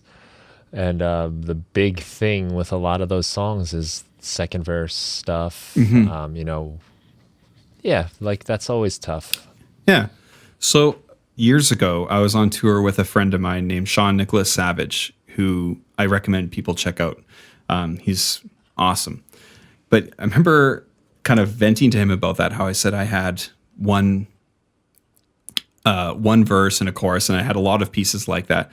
And you know, he is prolific. His new album was produced by Mac DeMarco, and in case you're wondering, but he's prolific, tons and tons of songs. And I remember him just sort of looking out into the distance for a second, and then decided, like, well, what you want to do is just say what you said in the first verse differently. And I know it's like so obvious, but I'm like, oh yeah, right. And sometimes I have to remind myself that, like, what am I actually saying in the first verse, and how can I express that in a different way? Again, maybe you're trying to say the same concept, or maybe you're trying to flip it. Maybe you're trying to come at that concept from the other side or another angle or approach. But like, look at that first verse and like, or maybe there's like symbolism in there, and you can use that symbolism in a different way in the second verse. So yeah, use that first verse and just say it again differently. Essentially, that was one bit of advice that I found fairly helpful. Something else I've done, like if you have a few pieces, but your song isn't feeling like it's put together, shamelessly pick a song that you like and just map it out. Like, map it out. I think you've talked about this before, I think, actually. But basically map it out and say, okay, let's look at this song I enjoy. There's like a 4-bar intro riff, and then verse 1, and then, or maybe they start with the chorus, actually. They started with the chorus this time, and blah, blah, blah. If you use that, and I'm saying use that loosely, like you don't have to hold on to it, but if you use that as a guide to get started, your song will very quickly have its flow. Like if you have your pieces and you'll say, okay, well, now here I need to have a bridge. Maybe you start to come up with a bridge idea, and you might say, actually, that's way better. You know what? Maybe that's the verse. Like, be open to that. Be open to whatever you find along that. But it can help just having a bit of guidance to say, to lead you a certain way. And personally, I don't think there's any shame in mapping structure. I don't think there's any copyright on structure of a song. No, I could be wrong, but no, there's not. And like certain things, chord progressions, structure. I mean, how could there be a copyright on structure? I mean, yeah, so many songs do the exact same thing. Well, it is interesting because there are a lot of ever since I think that Pharrell Blurred Lines song with the Marvin Gaye estate, in terms of groove, I know that's different than structure, but there have been some like more cases about it's about like, well, then what's groove and what isn't and stuff. So I mean, I don't know what to say to address any of that. I'm just not. I'm at the end of the day, get yourself a finished song and just it'll be yours. If it's from you and you're doing your thing. If you have to worry about that, good problem. Maybe it's a good problem. Exactly, great problem to have. But I really don't think that, because I've talked about that where I literally have. So I do it with my club that you can get that arrangement templates where it's just a MIDI track with blank clips that you just drop in there, and you can see this clip lasts 8 bars and it says intro, and then this one's, and it's really nice and helpful, and a lot of times I will look at it And, my stuff doesn't always work out to map up that way, but it kind of like, even just seeing it, it simplifies it. It takes a little bit of like the mystery out of it. Yeah. Where like, how did this song become this thing? Well, it did this and then it did this. And then you say, okay, well, mine could do that, but maybe that's not a good idea here. Exactly. But we could, yeah. Yeah, and then you might stumble upon something else along the way. And that's awesome. That's actually probably what you want to do anyway, is find your own way through that. So that's something that I've done, not consistently, but I've definitely had those moments where I've done that, and that's been helpful too. I've never done this, but I've heard of, I've done something similar, but I've heard of some people who will write their own lyrics to existing songs and then write your own music for those lyrics.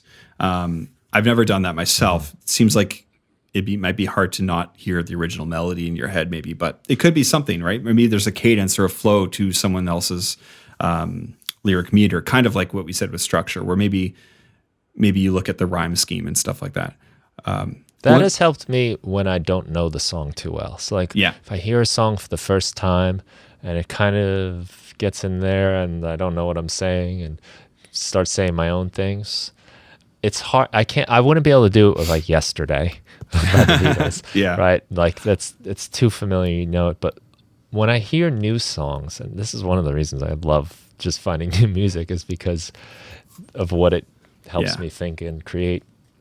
But I can start I have like a sort of memory of that melody where it's not exactly right, and the rhythm and the tempo, it's all mixed up, but I have like the flow of it kind of going.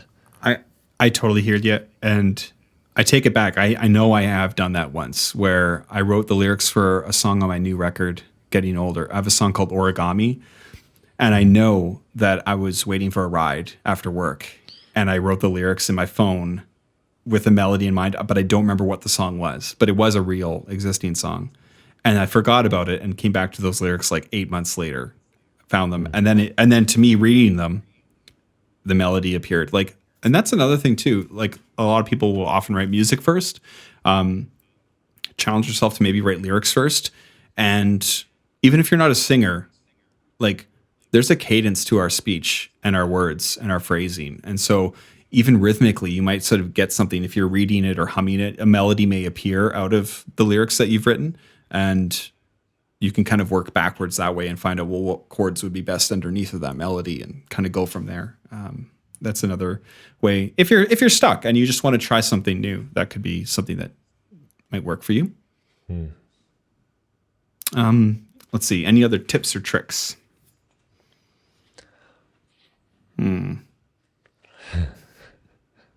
Yeah, the one you just said, I think, is a great one, where you kind of let the natural phrasings of the words flow. Like, you wouldn't emphasize things certain ways. So sometimes we try to just squeeze things into melodies, and it's unnatural. I really love when a lyric just kind of flows out.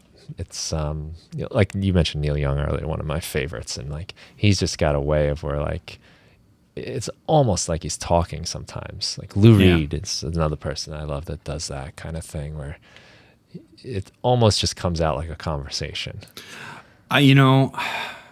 Most of my favorite songwriters do a form of talk singing, and I think it impacted me in a way in my like sort of formative years, where I think I've had people say I have quite a talk singy kind of voice. I'm not a virtuosic singer. I'm not doing any Mariah Carey covers at karaoke. So that's why for me, I've had to kind of rely on my lyrics a bit more, because I can't get away with a bridge in a song that's just ooze. Like, maybe I should challenge myself to do that. But I found that whereas some people can get away with, I should say getting away, that's as if it's a bad thing. But some people can rely on that instrument, their voice, more. I found that I've had to use my instrument more with my lyrics.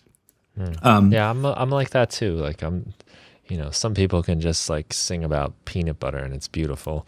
Yeah. But, right. for me to like kind of even be comfortable with it, it sort of has to have that like natural thing, and where it doesn't sound like I'm hitting notes because they're hard to hit, man. There's an infinite space between C and C sharp.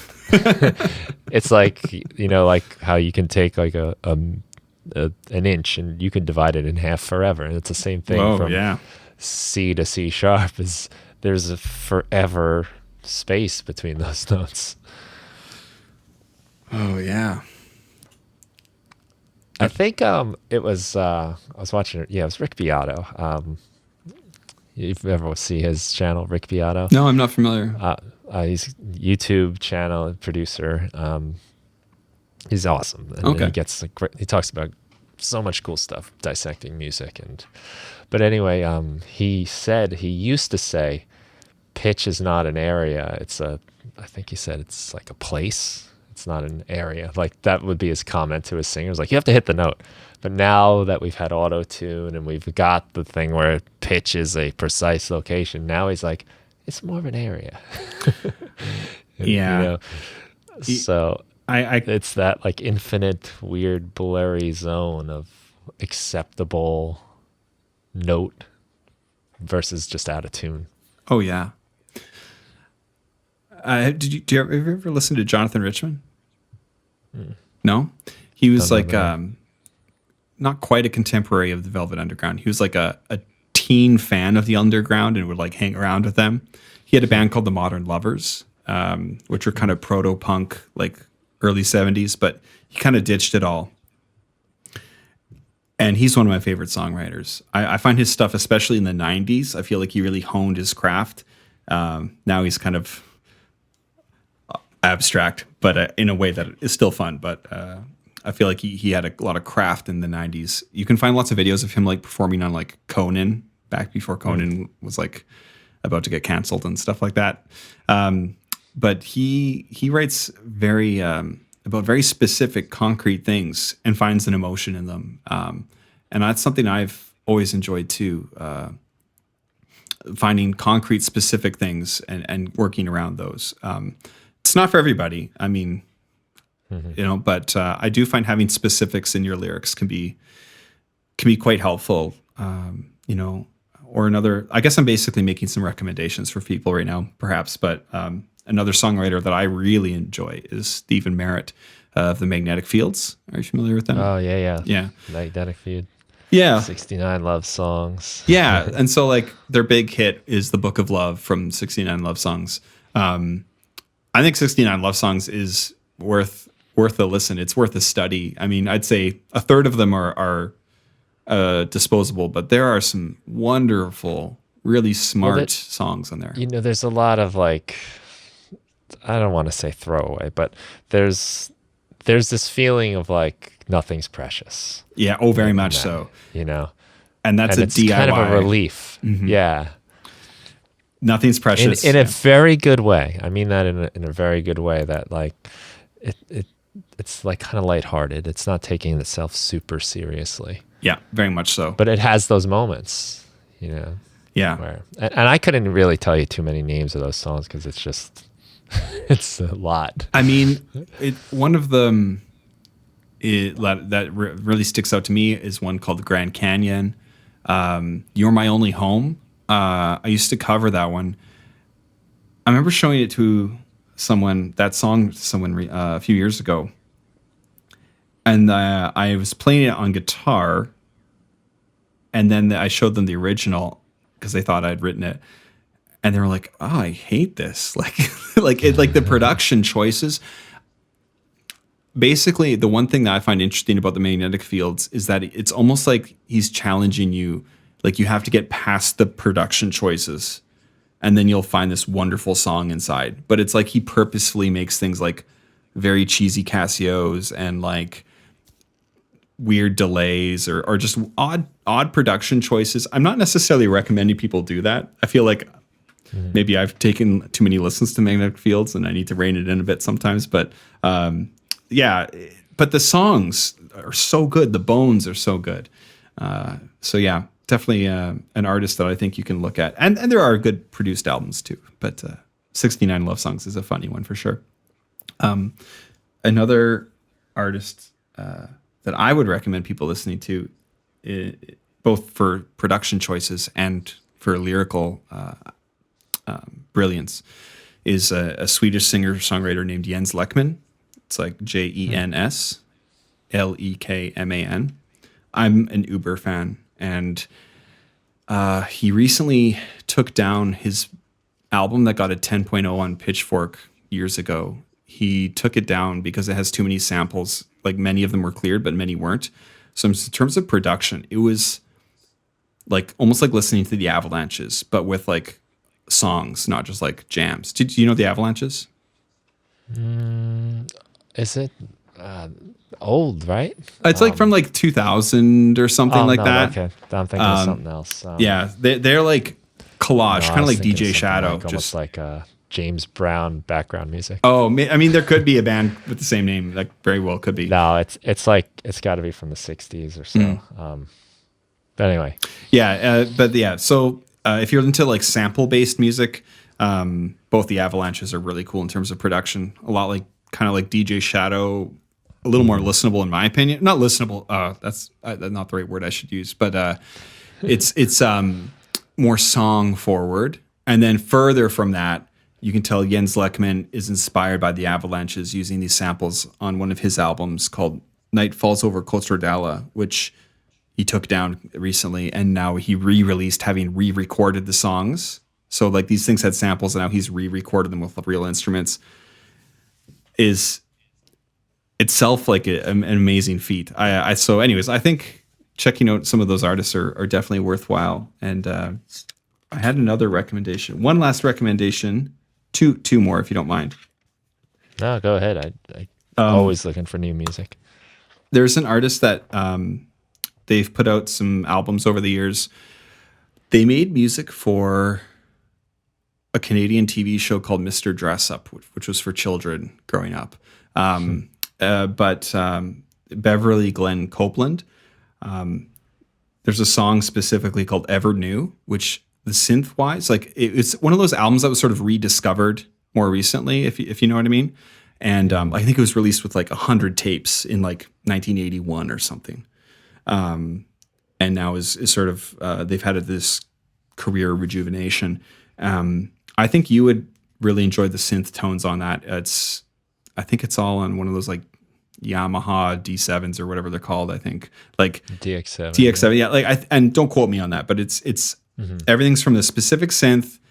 There's not really like percussion, but there might be like percussive synth happening for rhythm, and it's very meditative lyrically. I think quite beautiful and insightful, almost like Zen. Anyways, they have a song called Ever New that I think you specifically would probably dig. I think just from some of the packs that you've made and the sound, sort of sample sounds that you make, I'm like, oh yeah, I think this would be up your alley.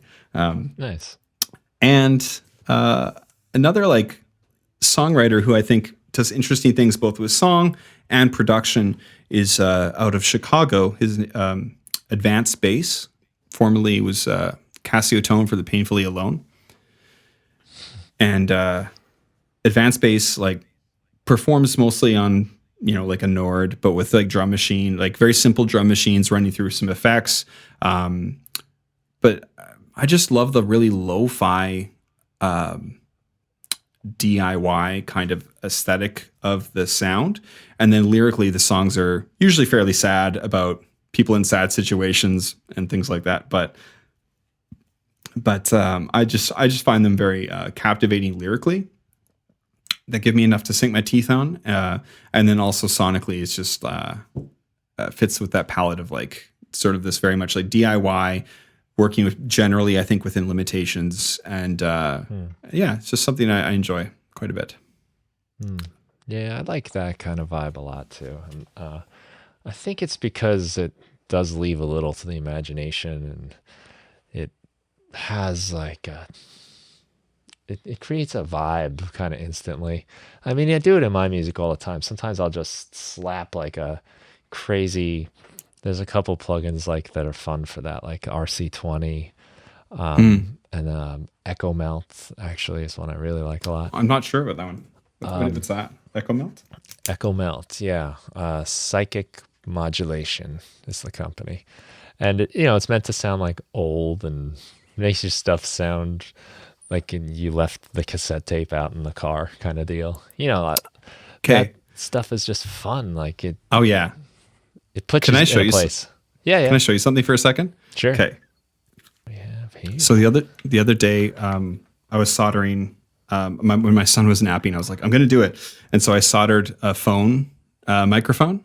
Awesome. And yeah, do you mind if I try it out? Can we see if I? Yeah, yeah. Let's Okay, give you it a might have to shot. mute me for a second here. Okay, sure. We'll do and- that later. When the editing team hits it, which is me in the future. All right. So I actually use Awesome. the headpiece monitor, but can you hear me right now? Yes, I love it. Yeah, and I love it too. And so this is just like such a simple solder. If people are listening to your podcast, they might be watching it on YouTube already. You can YouTube it. Like there's quick soldering sort of walkthroughs of how to do this kind of thing. I'm thinking like, I feel like we're around the same age. I don't know about you, but like when I was a teen, I would totally like call up friends or people I was trying to impress and like play songs on my guitar on the phone to them. It probably like hung up halfway through. I don't know, but like there's something about the sound that like is immediately intimate to me. I think that the telephone type sound.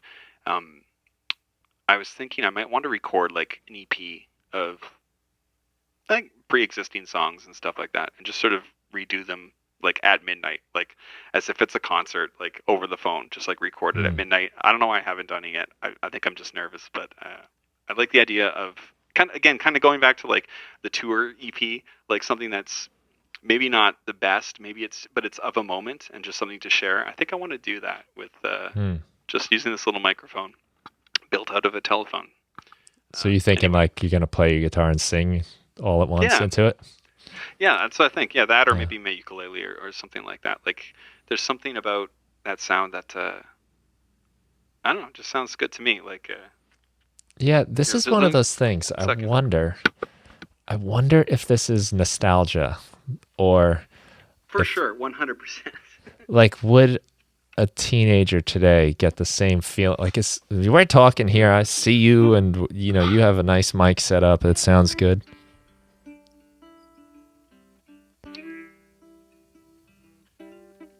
It sounds so cool.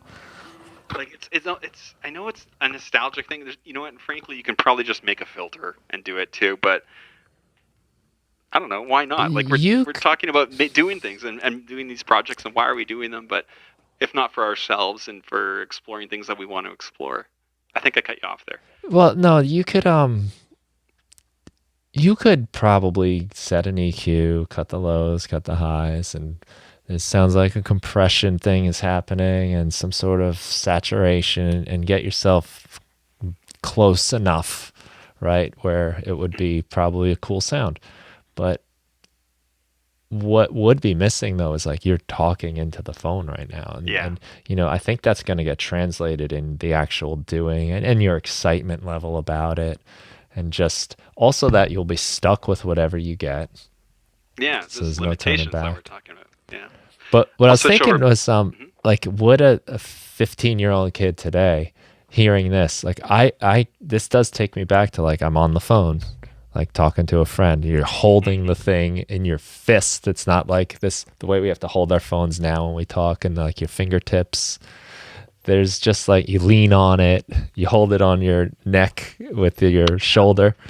Like if I was to play, I'd have to hang it over my shoulder and sing like this. Like I don't have a mic stand for this thing, right? So yeah.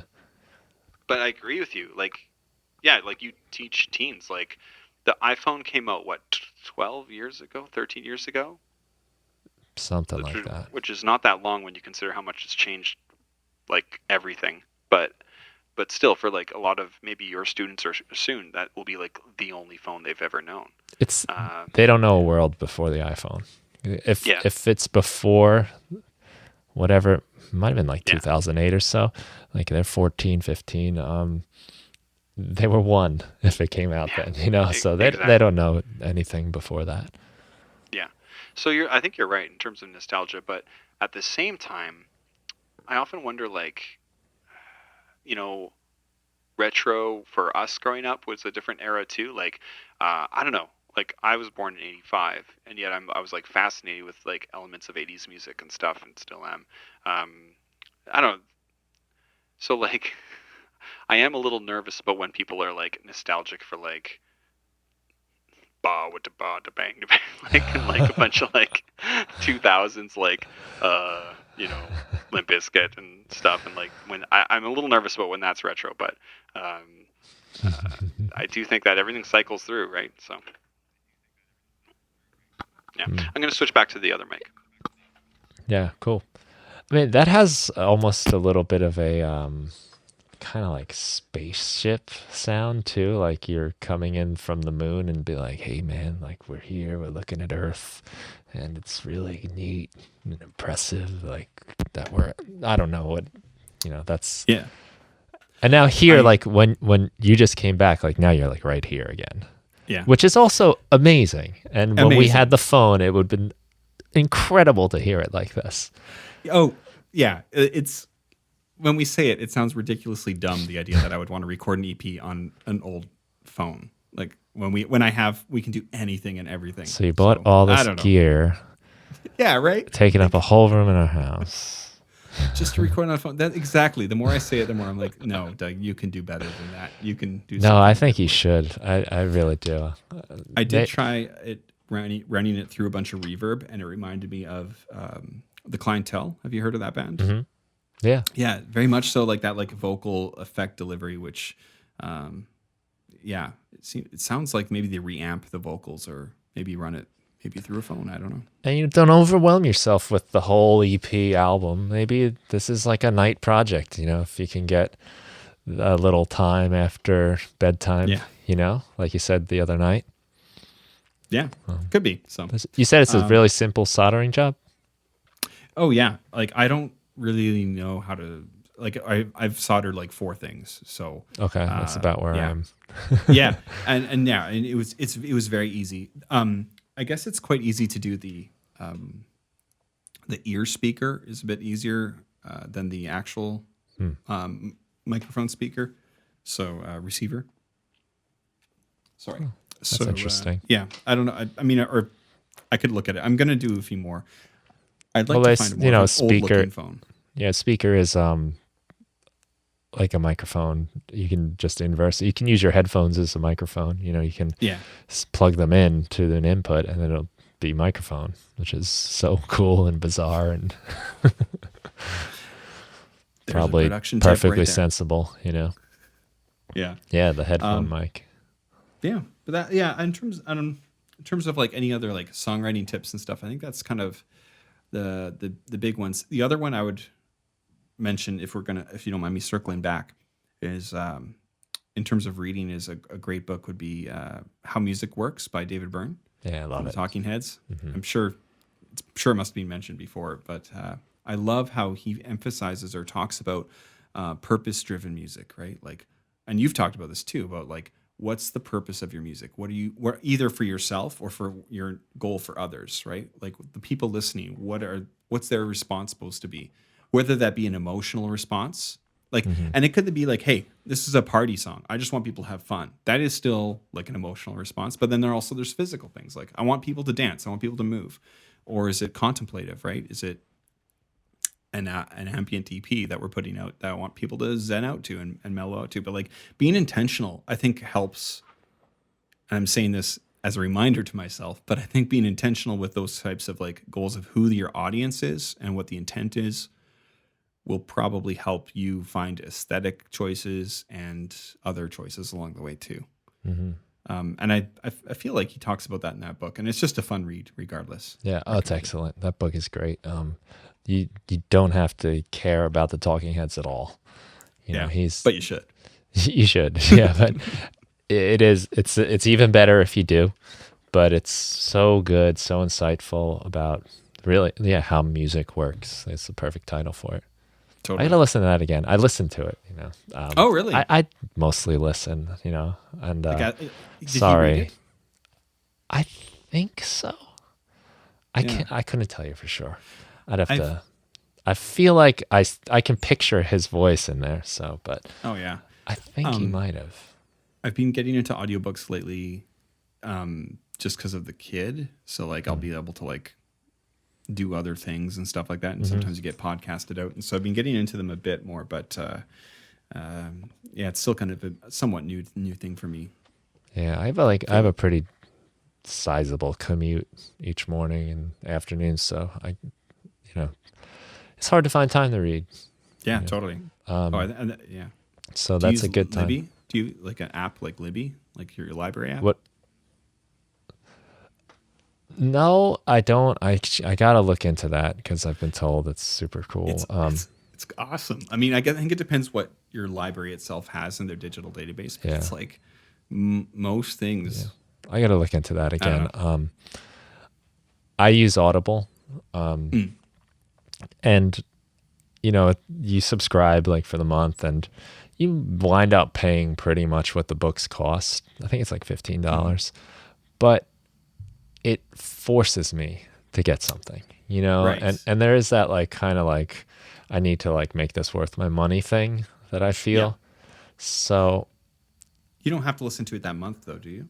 no, you have it forever and you can listen to it again. But there's that kind of like just, I like have to listen to something because like I got a new credit for a book and You just paid for it. Like you gotta. and for me like right? to pay $15 to be forced to like usually it's learn something or maybe I don't really even read or listen to that much fiction anymore. There's just so much to learn and so much wisdom out there that I just can't resist. Like, oh my God, like this person has a new book. This person, oh my God, like. Okay, that's. I'd love to. I know it's a production podcast, but I would love to get a few recommendations of some fiction. Sorry, nonfiction to listen to or read, because I generally lean towards like fiction, but I'm itching to get out lately, and so yeah, I'd love to. Maybe if you got one or two things, even if it's not music related, yeah. The last book I read was called Someday is Today by Matthew Dix, and he also wrote Storyworthy, which I found out from a podcast guest, Kebi Kutz. Shout out to her. And that's a book about storytelling. He's a storyteller, and he writes, and he's actually a teacher too. And the Someday is Today book is about how like now's the time to make your thing. And it's a lot of like about being productive and creative and maximizing the time you have. And just like, how did this guy who's got a full-time job, who's got kids, who's married, who's doing all of this other stuff, speaking engagements and writing stories, how did he put a book out? How does he, and he tells you like, this is what I do. And so much about not wasting your time on like silly things or maximizing your time. One of the great takeaways I got from that was he says, treat every minute equally. And what that means is, we often think, and you kind of did this recently, where you only had a little bit of time, but we often think, I need an hour, I need a half hour, I need 2 hours to work on my thing. He's like, no, you don't. Like, he says, every day my son can't find his shoes when we're going somewhere. And it takes him like 6 minutes to find his shoes. I write 4 or 5 sentences of my novel. Instead of being upset that he can't find it and running around, I let him take responsibility and learn. And I write some of my book. He's in like meetings that he doesn't, rather than just sit there thinking how much it sucks. Like if it's something where he can write, he just finds the time really well. Yeah. So like a minute isn't only valuable if it's attached to 59 other minutes. Like you can do something. Yeah. Even if it's in a notebook, we're like, all right, what songs am I going to work on? I got all these ideas. Like, all right, yeah, let's do that one. That's a step. And that is part of that process of working through those things is even the kind of practicalities of those ideas. Like you said, kind of structuring which one you're going to want to work on later. Mm-hmm. Before I was talking to you, I was like, I was talking with my wife, and I was like, oh, I wonder what I should talk about on this podcast, and in terms of advice and stuff. And she said, well, you should talk about how you always believe that you just got to put the time in. And I do. Like, I know you, like Stephen King and all these other people basically say, like, don't wait for inspiration to hit you, like, go out and do it. And I do believe that. And I'm sure you've probably said similar things too. Like, if you get down and sit down and do something, I'm sure you can come up with an idea. Like, if you're on that point where you're like, I don't have any ideas and I know I want to do this, but I can't, like, just put the time in. You'll come up with something. And even if it's not great, at least then it'll be getting the ball going, and you can build from that or move on to getting the flow going. It's just important to just put the time in, because otherwise nothing will get done if you don't do that. And don't be too precious with it. That's the other thing too. Yeah, something I came across recently said inspiration follows action, not the other way around. Action follows inspiration. That's, I think, how we normally think of it. Like, now I'm inspired, let's go. Usually it's the other way around. Like, you start something and then you get inspired. So, and that's always the hardest part for me, is like deciding I'm going to work on something. Like, I need to do it. But if I just say, and sometimes I fool myself and like trick myself into doing it, I'll just do 5 minutes today, just 5 minutes. Usually if I can get that far and start, then something happens and I don't want to stop after 5 minutes. But yeah, even like exercise, starting is always the hardest part, but once you get going, it starts to feel kind of good, and then you're kind of doing it. So I like that inspiration follows action. You gotta kind of do it first, and then it'll come along. It happens with our band practices. Like, we generally do like a Thursday 5 p.m. practice. So in the summer, fine, it's great. I'm off all day, so but now, like, we have work and a long day. Sure. I don't always want to do it. I'm tired, a nap would be nice. I hope they're not listening right now. No, they get it though. But once we start, it's like, this is great. Of course I want to be doing this. But you sometimes have to just put yourself in motion, and then you feel it. And then, like, you realize, like, I love playing in a band. That's why I do it. It's fun. Because when you're busy, when you got a lot going on, everything starts to feel like an obligation. It's like you make plans to go to like a baseball game with your friends or something, and like you dread it because you're busy. But then once you do it, you're like, of course I want to be doing this. This is excellent. Yeah. That inspiration quote you just had is kind of interesting, because at the same time, like, you will have those moments where someone might say something and you're like, oh, that's a lyric, or it triggers the idea for a song or a lyric, or you have a melody in your head, or you're whistling or something. Like, guess what? You probably can't write the song right there. Like, you're probably washing the dishes, or you're probably at work. So maybe you record it in your phone or whatever you can, write it on a scrap of paper. But like, really, you're going to have to put the time in when you're able to, and then put that time in. So try to hang on to those moments if they do come to you like that. But if you're always waiting for that, you're probably not going to be able to have an instrument ready for you. Mm-hmm. Yeah. I think Neil Young said at one point, like, if I get an idea, I drop whatever I'm doing, because that's precious. But, I'm not Neil Young. I didn't write Heart of Gold. And so I can't be like, got an idea. It's like, okay, Neil Young, how about you come back here and finish the yard work with me? You're at work, buddy, Yeah. So, yeah.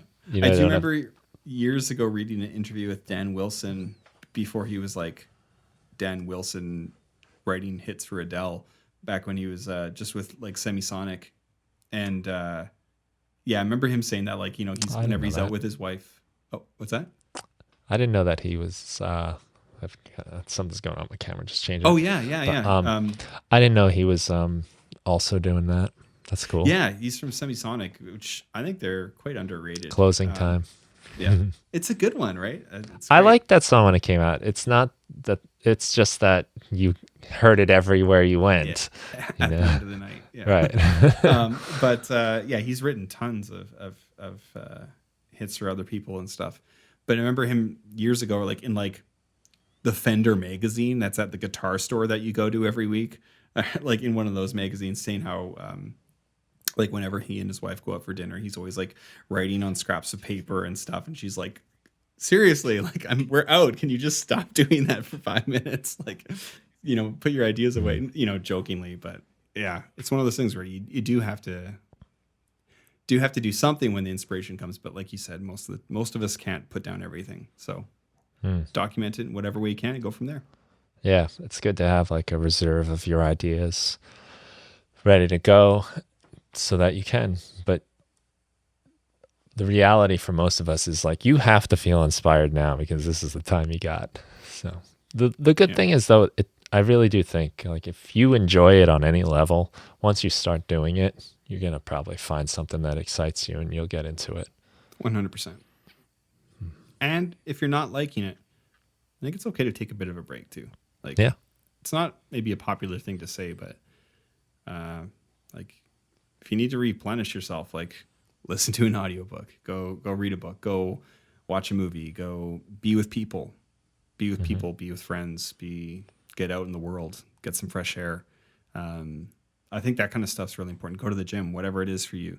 I think it is important to like kind of like refill your cup, and like especially if you're a songwriter and we're writing with lyrics, like you want to have things to say and experiences, even if you're not writing autobiographically. Like you want to